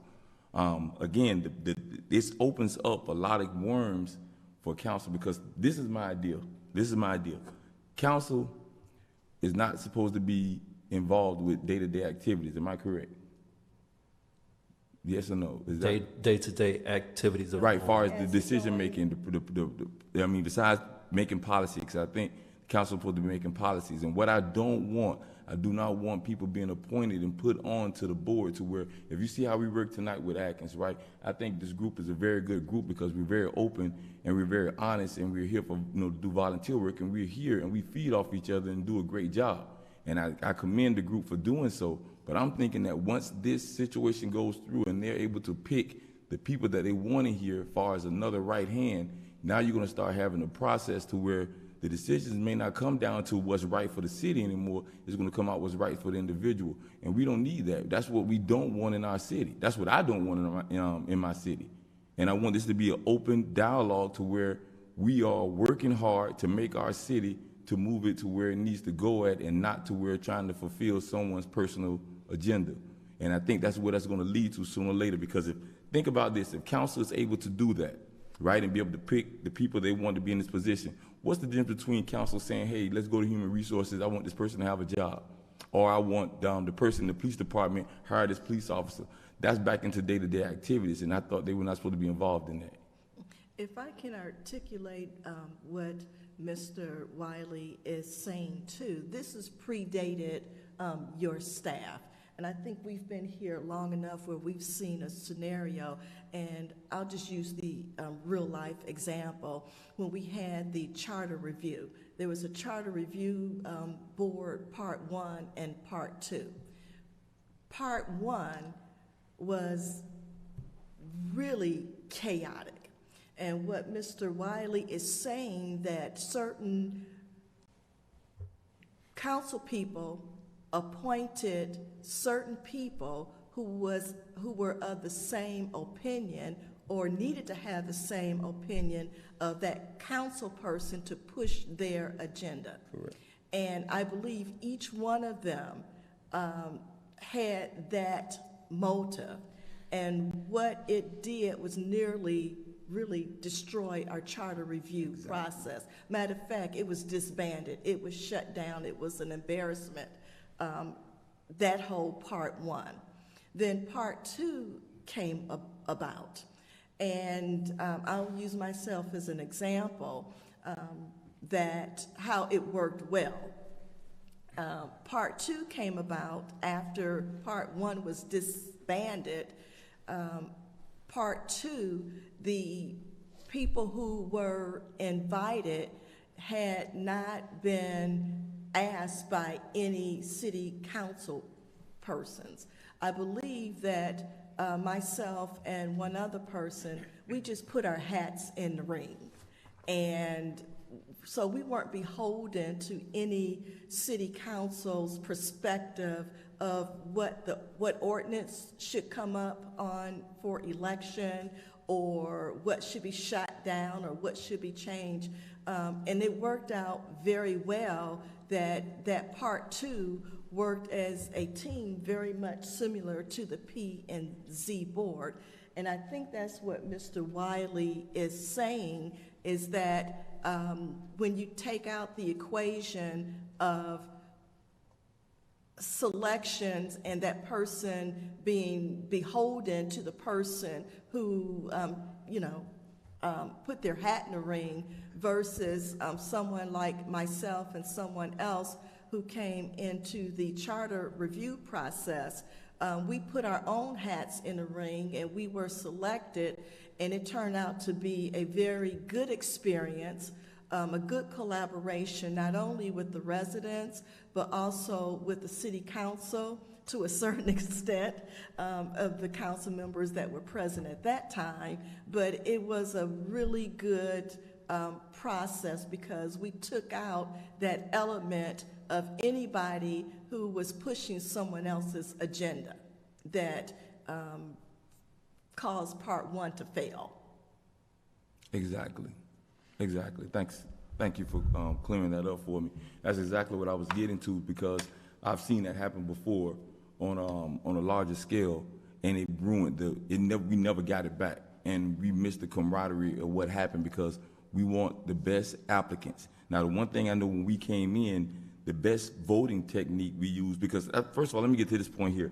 If we do, for example, if the person from, let's say, District 3, does that person have to live, that they select, have to live in District 3, or is this anybody that can just choose to be in that position? If I may back up a bit, a lot of the confusion related to the appointment process for this board is that there are very few laid out guidelines for the process in the ordinance, right, which is part of the reason we want to clean this up right now. So in terms of the makeup of the board, there's language in there, the number of persons, alternates, and the fact that they should be appointed by city council. Much of the rest of it has been left up to practice and just policy of the department and council and what they approve.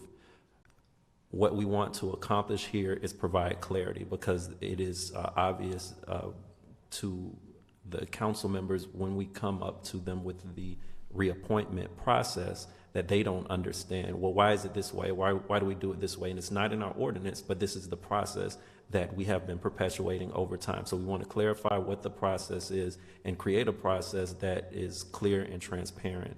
What the ordinance does make clear is that this is a citizen advisory board, and the members of it are appointed by city council. We are not proposing at this time, staff is not advising that we remove that. The intent behind that is in the code, that you are all appointees of city council members. Therefore, to some extent, the board has to, and it's not necessarily one council person. They have to take a vote, and it has to be a majority decision for each of you that are here today. Right. However, which seats are appointed by which council members is something that has developed over time through practice.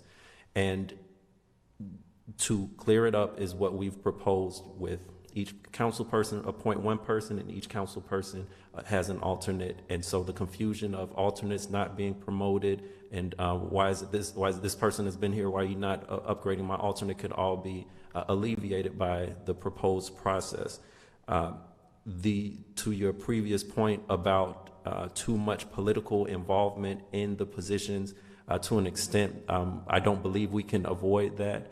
There's types of positions. So when it comes to city employees, council members, it says in our code that council members are not to be involved in those types of personnel decisions. Right. That's up to the city manager. But when it comes to citizen advisory boards such as this, those seats are at the pleasure of city council members. And I'm not aware of many examples or precedences where a planning and zoning board is seated based on a job application process without the input of council members. We can research that to see if there's some models that we can replicate, but we do believe that it is clear in our existing ordinances. Planning and zone board members are appointed by city council. So there is a level of politics involved, but the way to assuage that or get rid of it is if there's a politician there that's not doing a good job, we have the democratic process to get them out of there if they're not serving the city's best interests in the decisions and votes they're making, including the persons they nominate. But again, they nominate the person for their assigned seat, but the full council has to vote on them to actually put them in there. Yeah, that's what I wanted to hear there. One more question, sir. One when I be done. And again, with the process, I thought, like you just said, that's what I wanted to hear, because I think that's the part I didn't get, because even though that person would be nominated, the whole board would have to eventually vote on that person, correct? Correct. Now, for what I was doing here is that I remember when we came in, they had a scale, and it was 1 to 5, and they put us all on the list. And the person who they wanted number 1 was 5, and the person who was in second selection was number 4. And then when everybody voted, whoever had the highest score was the person who was nominated for that first position, depending on how many positions was open. And to me, that seemed to be the most logical way and the most, I guess, unbiased way to be able to do so, because they had to be voted on by 5 members. And that person, to where when you check out their application, when you check out, and hopefully we start doing more of a resume verification to make sure that it is what it say it is, because I know we do have that problem in the city to where a lot of the applications are not true. So we want to actually make sure that if a person has these qualifications or had these job qualifications, we want to make sure that this is what it is so we can best serve our city in its best capacity. So therefore, that voting system, I think, I don't know if that's something you want to implement or an idea or something you want to run past, to where that would be something good to be able to use, to be able to help in our voting system. And then that way we get the best people in our planning and zoning board to be able to do the things that we are doing now, and we want it in a very unbiased way to where we can come up with great ideas and then be able to move forward in a very respectful manner. And like I say, right now, like I say, I love the board now and how we have it, because we seem to bounce off each other and do very well with it, and we don't need I don't want the politics. I don't want that part of it in here, so that's my idea on things, sir. Yeah. No, go ahead. No, just, I think I'm following where you're going. What I don't see is the words that you're talking about, because in the first paragraph here, it talks about, you said there's process, there's codes as it relates to the appointees. Is that in somewhere else that's not here? Because what I think we're saying, or what I think you're saying, is that each commissioner will have 1 appointee and 1 alternate that they'll be responsible for appointing. I don't read that in any of the language that's in here. And I think what you're saying makes a lot of sense. Now, I think if we wanted to add in here, and those appointees shall last for the duration of the 3 years or whatever it is here, regardless of if a new commissioner is elected, which I think is what you were talking about. I mean, I think a lot of what we're talking about, what you're talking about, it makes good sense. I just don't read it in code changes that we're talking about here. May I respond, Madam No, Chair? sure. So you're stating in A, under the proposed language, that you see the 5 and 5, but the additional language may be needed to clarify Yeah, each that commissioner will each. have one appointee and one alternate, and those appointees will be served the duration of the term that's been identified, with whether a new commissioner is elected or not, and when their Okay. term is over, that commissioner will then, I think is what you're saying, Exactly. would be able to elect a new board member. Okay, yeah, I follow what you're saying. Which is, if you don't mind me, that's what we said last meeting. So when I got this draft, I'm like, we said that the council person who was elected by their district has a right to select their voting member and alternate, and then propose it to the council for a vote. Okay, we said that. And I do not see that anywhere in here. The second question I have is, if you're gonna limit now to 5 alternates, are the other 2 gonna step down if council approves this in January? I mean, we need to really codify this, and you're elected for 3 years, appointed for 3 years. We should stay here for 3 years, not at the whim of the next council person. Right. We also spoke about that last year. I do not see this in the draft. So maybe there's some miscommunication going back and forth. But the selection of the alternate, I understand there's an issue where you got folks that have served. Yes, you're absolutely right. If there's a person that has served on the board, that alternate should be proposed to that council person, for that council person to review their resume and decide whether or not that council person is gonna be for that position. But the ultimate decision is posed to the council. It's not like you're gonna have a council person come up and say, I want Wiley, I want Frank, and that's it. Right. My choice, bingo. So they should have a right to select their voting member and an alternate, and then propose it to the council for approval. That's the way it was supposed to go. Yeah, I know that. and so It's not in the. But it's not here. in section A, understand your point. I think it can be clarified to state that each district gets 1 appointee and 1 alternate. I think right now it says five appointees, 5 alternates appointed by council. But we can clarify that part, that they're nominated per the 5 existing districts. As far as the term portion, I believe B does speak to that point. The next section, where how the terms roll over in groups A, B, and C. But we will take a look at that language to make sure that that's clear as well. Madam Chair, Yes, Mr. Brown? my question is, why is it by district at all? Why are they chosen by districts? Exactly. I mean, you pick the best person for the job. I mean, not by district. I mean, you might have 2 people in one district. You pick the best person. The person nominated, there isn't language in here saying that the person nominated has to live in the district of the person appointing them. So they don't necessarily have to live there based on what is in here. We have set it up so that each district will have a representative for that council person, but it doesn't limit that council person to only finding someone living in their district. Is that your question? Yes. Okay. Yes, so we haven't limited it that way, but we have added language in here that provides guidelines to what we believe they should consider as a qualified person to the board. To get to your point, especially Mr. Wiley, we don't necessarily want it just to be any person that has some unknown agenda.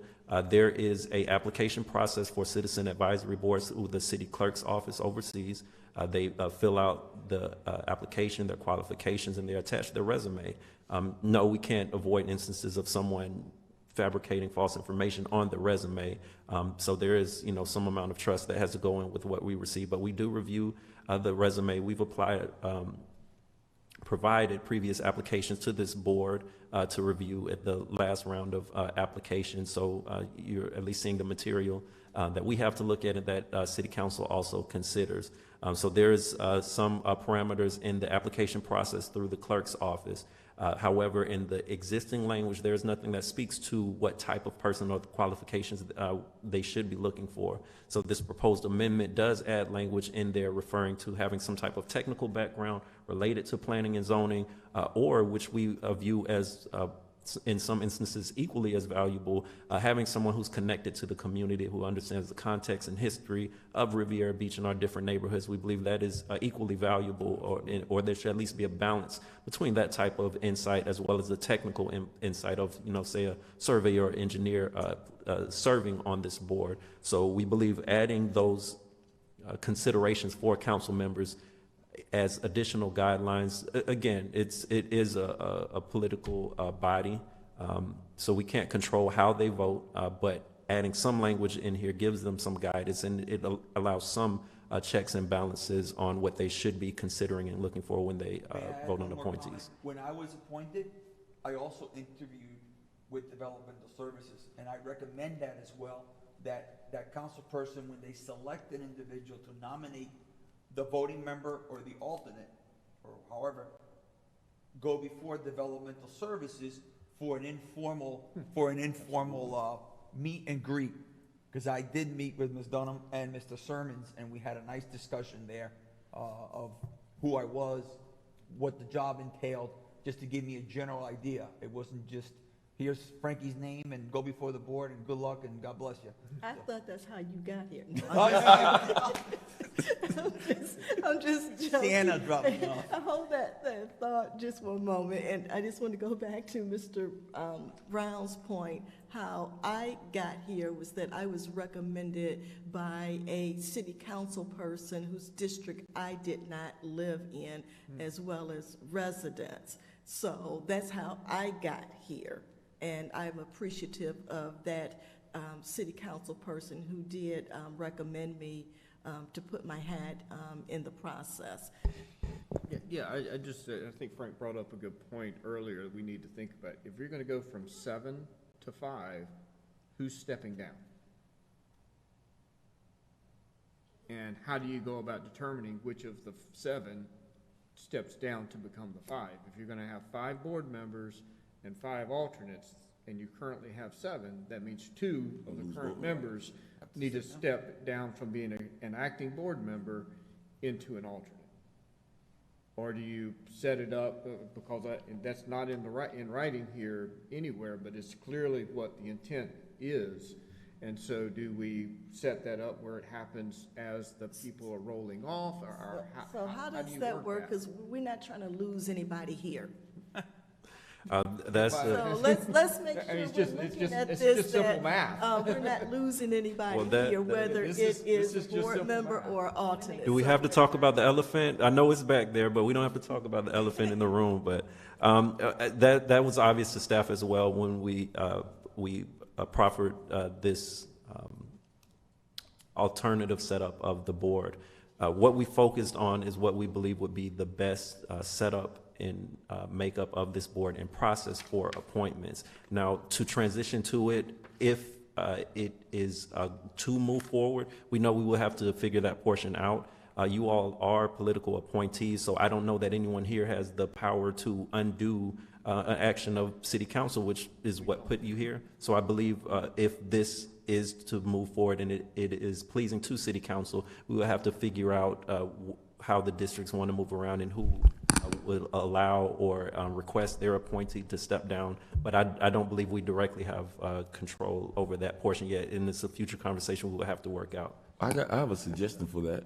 If I may, so Mr. Sermons is completely correct, but we did game it out a little bit, and you have 7 members, and you have 2 people from District 2, you have 3 people from District 1, you have 2 from District 3, and 2 from District 4, and then the at-large district, you have nobody, right? So there's actually, it would be, you have 9 people here, so you actually need 1 more person to have 5 regular members and 5 alternate members. So well, we didn't make any firm decisions about it because we don't even obviously know what city council wants to do. When they vote, we would implement it. But, you know, at that point, if it did get to that, we would ask if any of the members would prefer to be alternates. You know, we'd ask you what you wanted. It's not even up to us, but there's 9 seats right here. This code requires 10. Right, but my point is, if what we're doing is we're going to go and ask the commission to remove 2 people from two voting members and move them to alternates, and appoint 1 more alternate. No, we're asking the city council to adopt a code revision to provide a clear process for appointing people to the board. That's not in writing here anywhere. And we want to protect what we have. We have a great board here, and we don't want to come out after they pass this and, okay, congratulations, District X. You got to have 1 out of the 3 you got to choose. The other 2, drop to alternates. That's what I'm trying to get at. Again, the transition of a 7-member board to a 5-member board will just be just that, a transition, and the details of that we have not worked out yet. Again, you are all here by actions of city council, so if we are going to make this transition, we will likely have to set this up as a workshop discussion with the city council. If they are supportive of it, we would have to work out the details of how the transition looks. I don't believe us in this room can control what that looks like, because we don't have none of us here have the authority to appoint persons to this board. We would have to leave that to the body who has that vested authority. We wouldn't be able to make recommendations? Yes. Okay. And as a part of our report to city council, we will make sure they understand the thoughts, comments, and concerns of this board and your recommendations. Let me make a suggestion by experience of being on the charter review. We had a similar type of dynamic when we were making the transition of the recommended ordinances that went on the ballot, how it was going to impact current city council people as well as the mayor. And I think the way that we addressed it, that we put this effective date of when that transition was going to take place, so that the existing city council person would not fall into that transition. So they were protected with their current seat, and that transition happened at another point in time where it didn't impact the current sitting council people whose election I think was upcoming, if that makes sense. It does, and that makes me think we could potentially put in here, so the original section B talked about when each term started, and they would go for 3 years after that point, and then group A, B, and C would then transition. So there's precedence for language in there describing how the board will start its membership and how the different terms will roll over. So potentially we can describe in here how we will transition to a 5-person board. So at the termination of seat 3 in 2022, that position will revert to an alternate position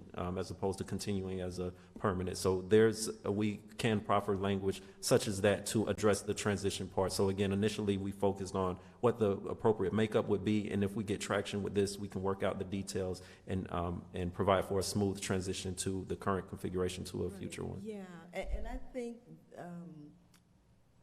using what I just shared as an example, that when people are coming and putting their hat in the ring for whether it's this board or any other type of board, that sort of community engagement experience that they had prior to putting their hat in a ring for a particular board position.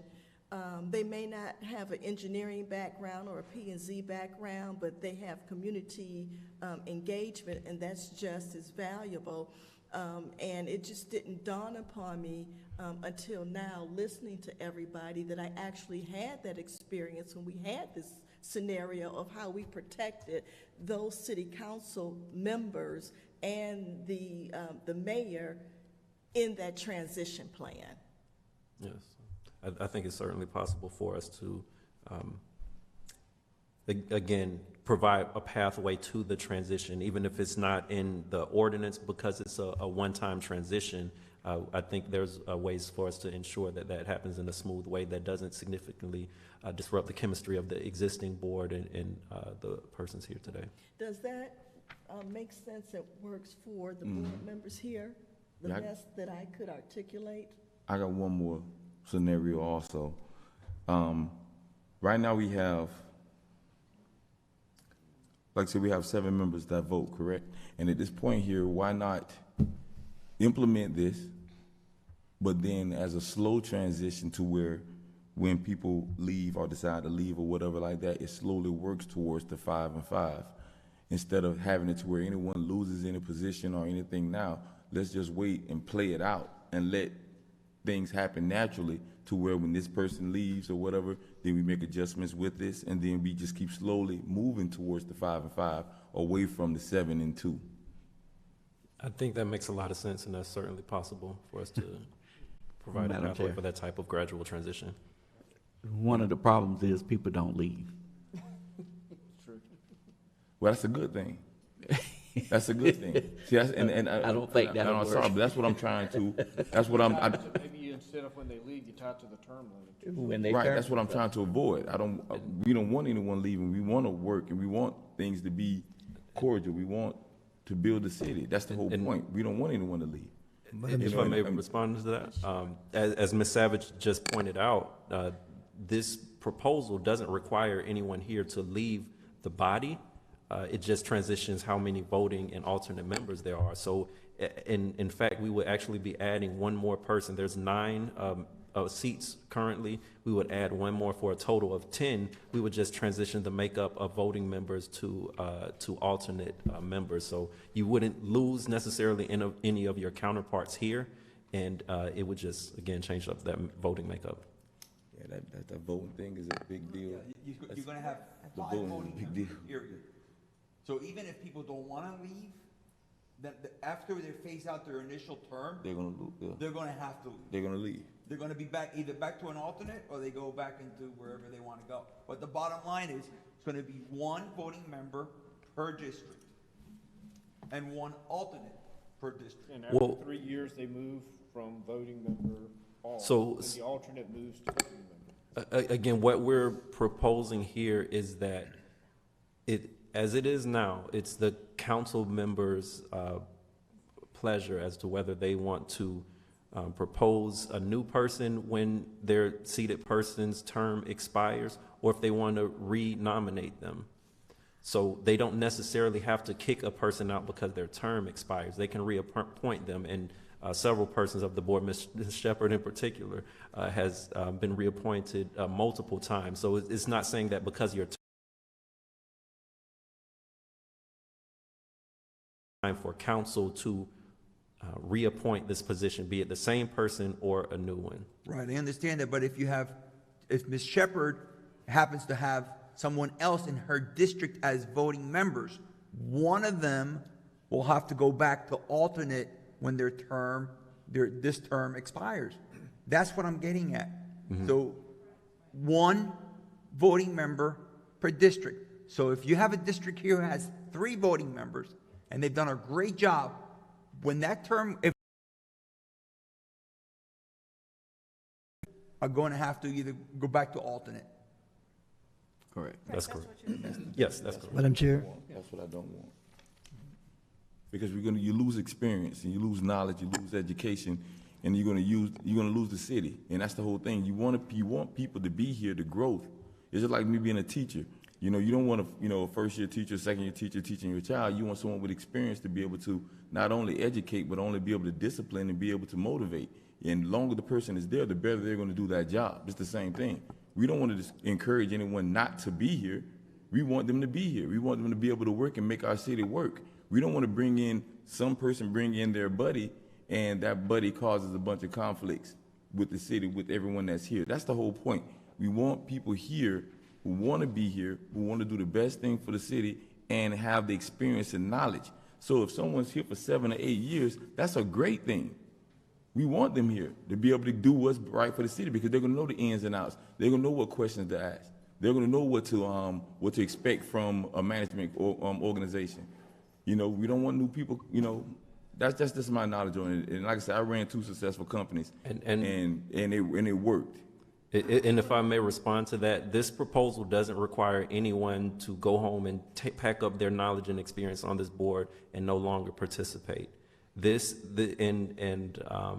legal counsel can correct me if I'm wrong. Just because you're an alternate and you don't vote doesn't mean that you can't, or that you're not sitting at this table and participating in the conversation and providing your input and attempting to be influential to your counterparts on the decision that they have to make, just as alternates currently do with our current setup. We're just saying to clarify this process and make it fair and clear to the council who has expressed their frustration with how it's set up. We believe the best reformulation is to have 5 voting members and 5 alternates. We're not saying that those alternate persons are no longer able to participate in the deliberative process of this board hearing items. Yeah, I think it's just how it sounds in a sense, if I can use an analogy, and this is not really any disrespect, that if you are a lieutenant and then you kind of get bumped down to a staff sergeant. Acting lieutenant. I understand. You're acting like a lieutenant. It doesn't have the same thing. That's the thing I want to get. I don't want, because if you have someone here who's making votes and they're part of it, now they feel that this is a part of the city. They're part of the city and making decisions and making things move, and you take them and take that power away from them, then, they're going to slowly, I've seen it every day in how I have to motivate my kids in school. If I don't drive them, if I put them and make them feel important, they'll just back off and not participate at all. And I've seen it happen. So can we make this recommendation so that we can move on? I think Mr. Sermons and team have heard us. Yeah. And if it takes... Me neither. Well, what I'm saying is that we need to give them more time to deliberate this. That's what I'm suggesting, so we could move on. Madam Chair, Yes. why are we chosen by districts? That is my question. Why are you chosen by districts? Why do the city council get together and choose the best body and not chosen by districts? I agree. We have 5 council members, and for a citizen advisory board, the council members appoint the persons to those organizations, and we have seen strong models that support making sure each district has representation, which is why we divide up the process that way. And so making sure that the representative of that district can continue their representation on the advisory board is a strong model that we have been following here. We are all here. We're working towards one goal. I don't see why split it into districts. It makes no sense. Why is it such? Is it just because it's been precedent, the way that we did things? And is there, and I'm sure it's up to the city council, just to abolish it? That's what you're asking. And we can certainly propose both alternatives to them. We can say if we want to keep any type of district-based system, this is our recommendation of the best path forward. If we want to abolish the district-based system, this is an alternative model, and this is what that would look like. We can propose both and see which they prefer. But think about what he's saying, though. The whole thing is a contradiction almost, because if you have a district member, right, even though that person is responsible for that district, they're really responsible for the whole city, correct? So they're responsible for the whole city. So at that point, that person who they bring in, they're responsible for the whole city, not just that district anyway. So it doesn't matter whether that person is from that district or that person chooses that person. Like he said, you pick the best 5 people who are best qualified for the job, and then you let them do their job. And that's it. And I think that's the best, most unbiased way to be able to do it without having any political involvement, no anything, just basically getting the city, putting the city first. I've seen models of that, and I think that gets to the broader city and how our electorate is set up. We are set up in 5 council districts. That's how our the citizens select their representatives. There are models where, and the city's divided geographically into different districts, and the persons in those districts choose their representation that way. There are models where some cities have all of their elected officials at large, so it doesn't matter where you live, Right. you vote on all 5 of them. But Riviera Beach simply isn't set up that way, and I think our citizen advisory boards follow how our electorate is set up. And I guess what the question is it just status quo, or we just provide another alternative to Mr. Brown and Mr. Wiley's point? I mean, because if you think about it, I'm going to use me as an example. I was recommended by a council person whose district I didn't live in. But when I got here as an alternate, and even currently as a voting member, I'm looking at Riviera Beach as a whole in terms of who I am beholden to, because I was not recommended by whose district I live in. So I'm not bound by any sort of agenda, if you will, by that person, because the person who recommended me was from somewhere else. So I'm here at large. And I think that's what Mr. Brown is saying, that we all are here at large. Y'all here at large. And think about it, the city votes on every, even though we may have a District 4 election whatever, I'm just using an example, right? Everybody in the city votes for that person, right? So if everyone's gonna vote for that person, no matter what election it is, it's the same thing then. The process should be set up to where everybody gets an opportunity to be able to do it and not necessarily done by district. And I think that, again, I understand what you're saying, sir. And like I say, I definitely appreciate your hard work and everything that you're putting into this. All I'm saying is that the best people, and I mean, I know I worked very hard for it myself in my career, and I think I want the best person to try to get the best, to have the best opportunity to be able to get the job, and not because someone just decided, hey, let me just put my buddy in the position. And I want, because at the end of the day, our city will suffer if that happens. And I always said this, Riviera Beach first. It's simple as that. So I would only respond to say, because I think, again, part of it gets to a broader conversation about how we elect representatives for the city. And there's pros and cons to both systems.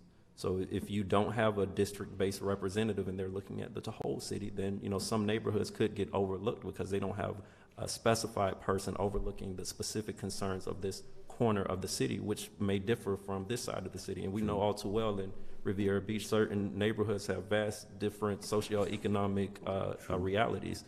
So in some instances, a district setup ensures that there's one person looking over the specific interests of this particular neighborhood. At the end of the day, you know, of course, we want what's best for the city, but there's some pros and cons to both setups. And but again, that gets to a city charter type issue in terms of how those elections are set up, as opposed to an ordinance for appointing P&Z board members, which we're looking at. So there are some trickle-down effects of how this ordinance is set up based on how our charter sets up districts of the city and how we elect representatives. And my recommendation is that we, based on the feedback from this board, is that we propose both to City Council and see what they prefer. At the end of the day, we can't make anything happen that they don't support in terms of their votes. So we can give them two. I can proffer a discussion and deliberation item amongst City Council, and we see what their pleasure is for moving forward. And I think we're not elected officials by virtue of the residents. We're a volunteer body, so that differs. Where literally, I think we're at at large. Let me just ask Mr. Gallen if I can put you on the spot. Well, You've been here for how long? I've been here a Long few, time. And- not a long time, but I've been here a few years. But, you know, I kind of, I understand where Mr. Wiley is coming from, but also we have to realize we have a new city council. It is not the old council, so we need to, you know, kind of move away from at least from my point of view. I understand about, you know, the different districts, because, you know, where I live at, you may not know what's going on in my neighborhood. So how can you help my neighborhood or my district? You can't, because you don't live in that district.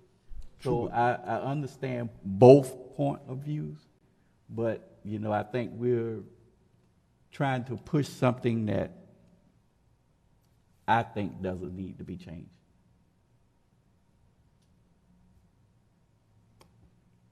Okay, all right. Well, we are here to hear different views, and ultimately it's up to the city council, and I'm thinking just the options. I mean, it's up to them, but I think we've laid out the changes that you've made here, and then to Mr. Gatlin's point, the council may see something different. We don't know.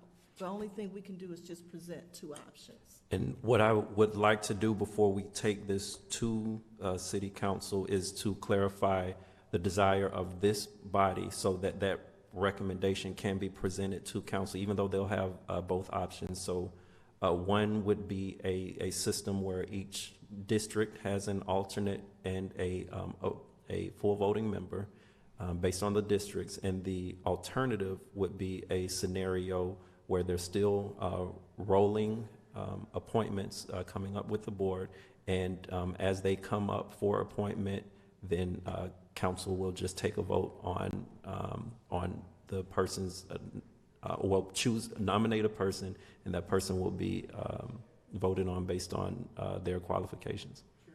Just clarification, so you're going to put that together, then bring it back to us so we can see it before you take it to the council? Right. Because I'm not comfortable that I've been able to read what you're talking about doing, and then there was a lot of other items in there as well that we asked for clarification on. So is your intent to have us approve it now verbally, and then you're going to draft it and take it to council, or you're going to draft it and bring it back to us for one last review before you take it to council? Mr. Barnes, if you would, please speak into the microphone so that the... Do you mind sitting in front of one? Just so the recording can pick up your question. Thank you.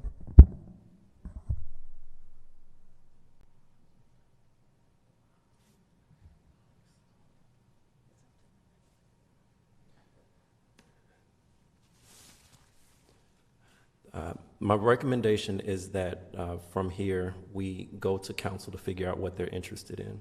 Yes. If they are interested in in continuing a district-based system versus a system that isn't based on districts, let's find that out before staff continues to draft and create language and, you know, going back and forth with this body. Not that we don't value the feedback from you, but if they're ultimately making the decision, let's find out their desire before we spend too much time on something that they may not be supportive of. So what I can do is set this for a deliberation or workshop item with City Council to see what their preference is. Madam Chair, I kind of agree with that. If you remember the last meeting we had, Ms. Shepherd brought up that statement that the council's going to do whatever they want to do anyway. What's So the point? I agree with Mr. Sermons. Go back to council and see what do they want. Yeah. Because for us to be going back and forth with the language, I just spending our time with something that they probably don't want to do in the first place. But at least we give them some options, though. But We give them the options, absolutely correct, but it ultimately is going to be up to city council. But that's how we function now when we look at projects. We don't know what they want and what they're going to do. So when we look at projects and we make recommendations on a project, we're setting it up and we're giving them some suggestions, ideas, contents. We're helping them out, because what's the point of us even being here as P&Z board members if they're going to do whatever they want to do? We might as well not even see the projects. Our role here is to look at the projects, make recommendations, tweak it, make it the best package that goes in front of city council. Because the way that I see it, just like last night's meeting, a project that came before us, we had tightened it up so well that they just said, yes, Yep. yes, yes, yes. Yep.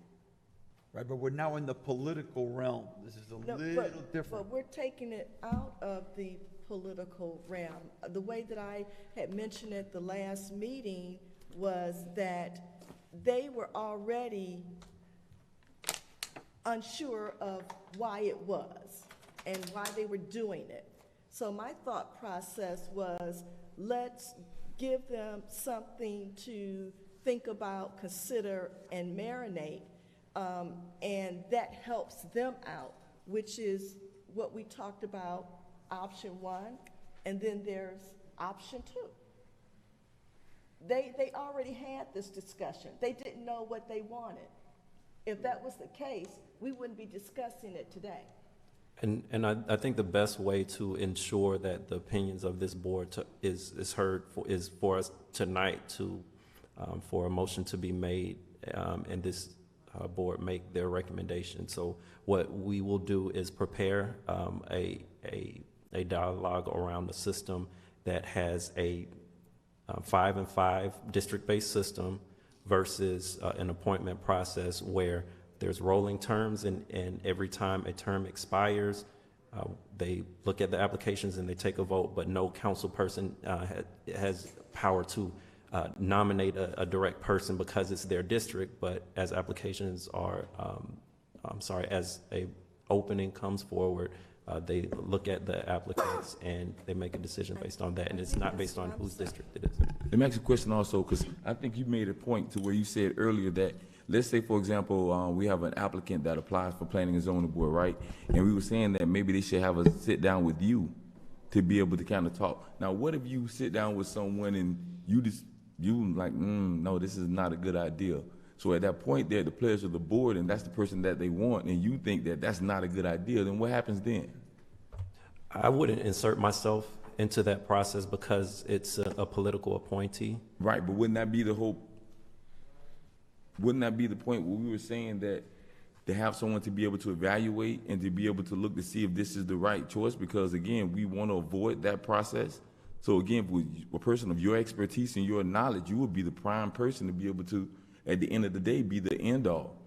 Well, in the example of Mr. Fernandez that he brought up, that council person said that, hey, I have a strong idea of who I want to nominate, but I would love for them to sit down with you and talk a bit. So that was at their request. They're not required to do that, and I don't know if requiring them to do that is consistent with what they will feel is appropriate. So again, we're bringing a set of recommendations to them, but if you bring them in a way that, hey, what we're going to do is limit your power when it comes to appointing the best person you believe should represent your district, it's something that they'll be less likely to support in many cases. But again, we will give them the options, see what system makes the most sense, and then work out the details for it. But I think this board making a recommendation of what you think is best for this body will go a long way, whether, again, it's a district-based system or we remove that from the equation. I don't like it.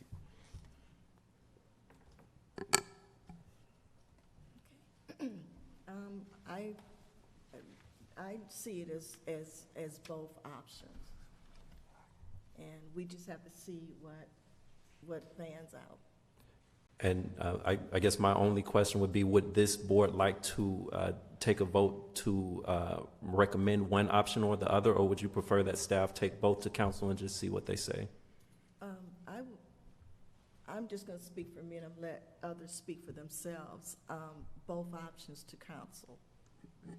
Well, I'll bring both in any scenario. It's just a question of, does this board want to recommend one over the other before we take it to city council? Again, Will- for me, I'm not going to recommend one over the other. I would like for me to see both options presented. So let's start with Mr. Brown. If the same question is asked and what his answer would be. I was thinking a district-wide thing, but Mr. Gallan's point, I guess I have to reconsider that. He's thinking one person per district. And I was thinking a district-wide board. But citywide? A citywide board. Okay. But I don't know. I say take it to the board. Take the city council. See. Mr. Gallan? My suggestion would be, you can take it to the city council, but will it be as a workshop, or will they actually be taking a vote? At this time, we would workshop it. It would be a non-voting item where we say, hey, these are the two options moving forward. Which do you prefer? And we'll try to proffer a clear direction from them. Because we are up against board members who already have expired terms, we need to resolve this and get it before them so we can get some movement on this. So that's why after this conversation, I think we need to bring the two options, see which one they prefer, and get some traction. As long as it's not a voting scenario, yes, I would prefer it goes to the city council and let them decide on which one they want to do. Then bring it back to us, and then we, Do you have a preference of which one you like? yeah, go from there. Madam Chair, What's up? but we're just at item A, right? I'm sorry, I didn't hear. We're just at A. We haven't passed A yet, right? No, the entire thing. So could we just vote on sending it to workshop? No, I don't think we need to vote. I just think we're making a recommendation. Or send it to workshop? Yeah, we will take it to council to workshop it either way. Again, I'm just asking if this board has a preference that you would like me to present to them. Right, and, okay, I think three of us have already shared that.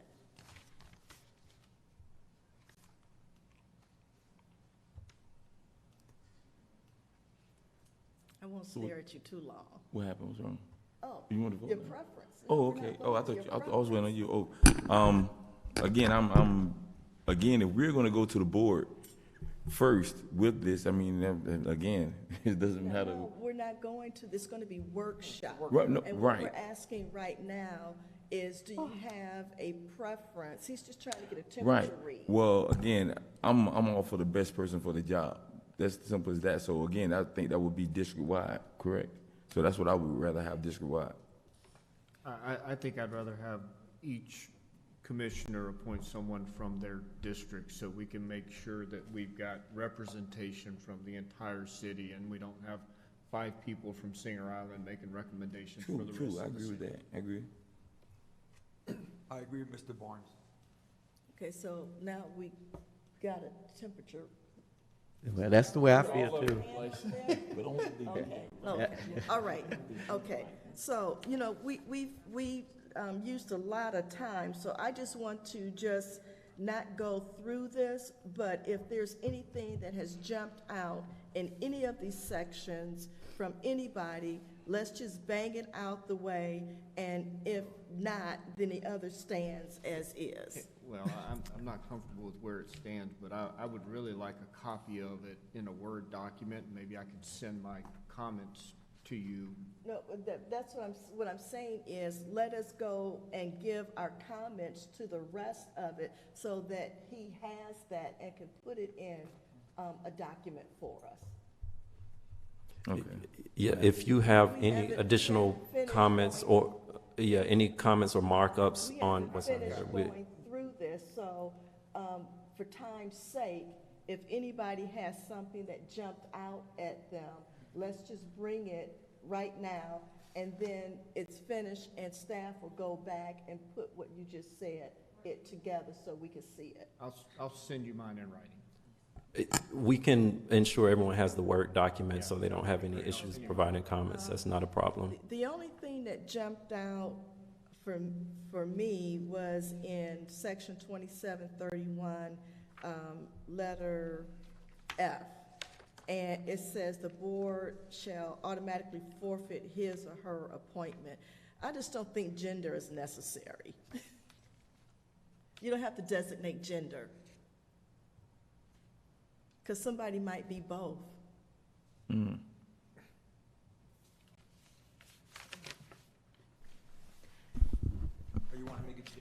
Chair, yeah, we can use there. Yeah, that was just one thing that jumped out at me, that was all. Anybody else had anything else that jumped out at them? Madam Chair, is it okay to just hand over your notes to staff? Yeah. Council?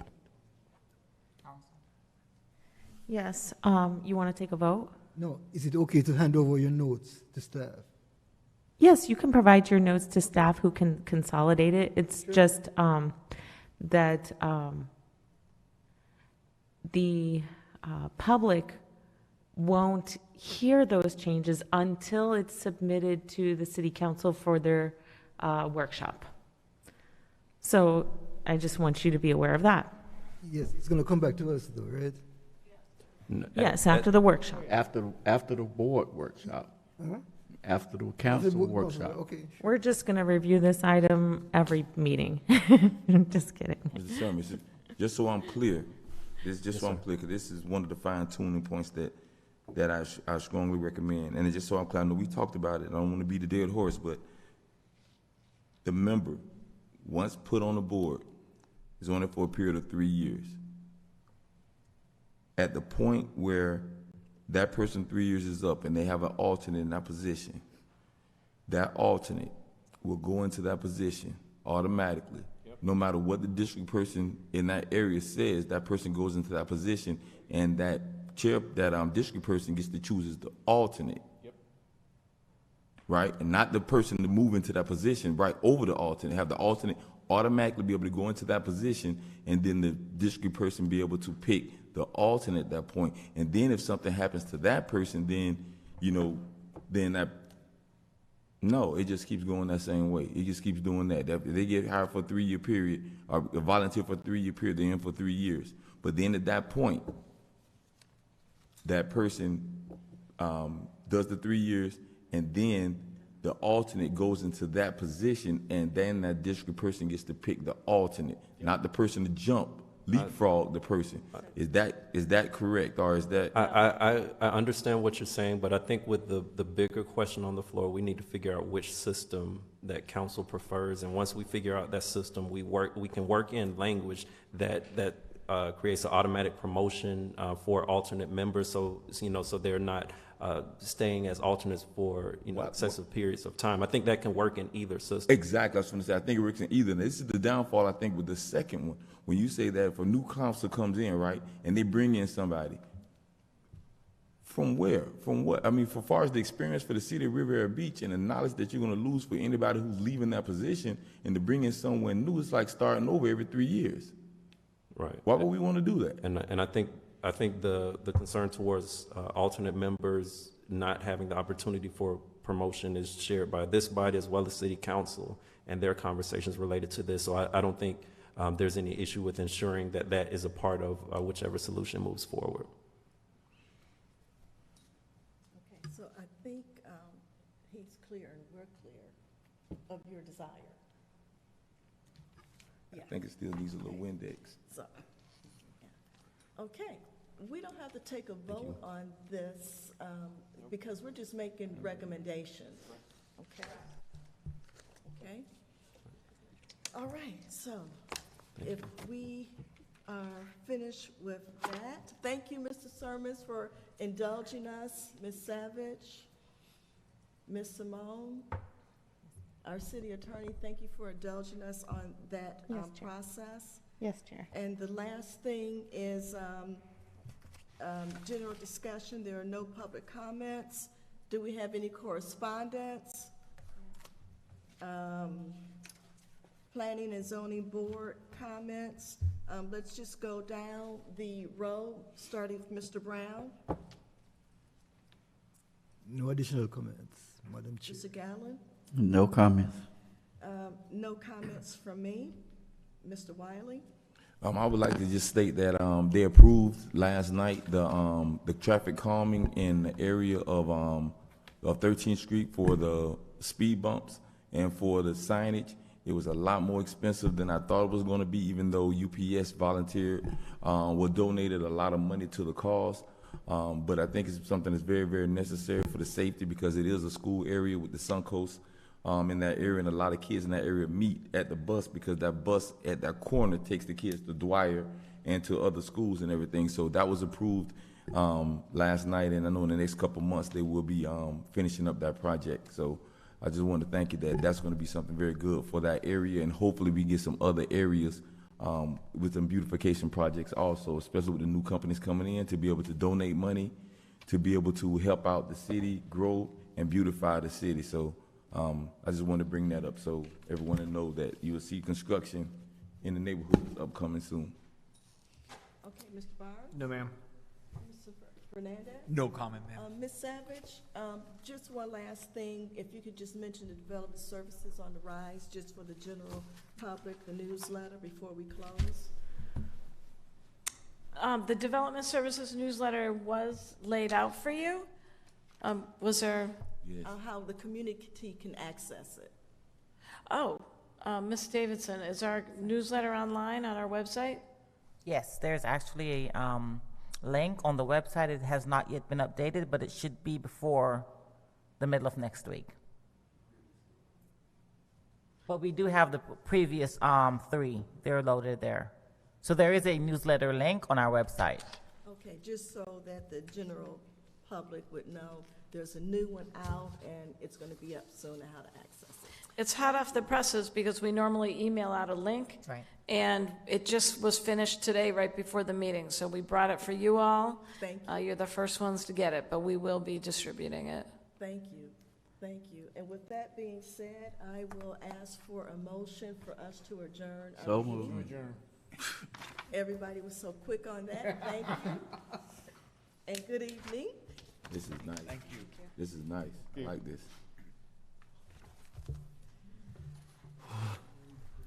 Thank you, Lionel, so much. Fellas.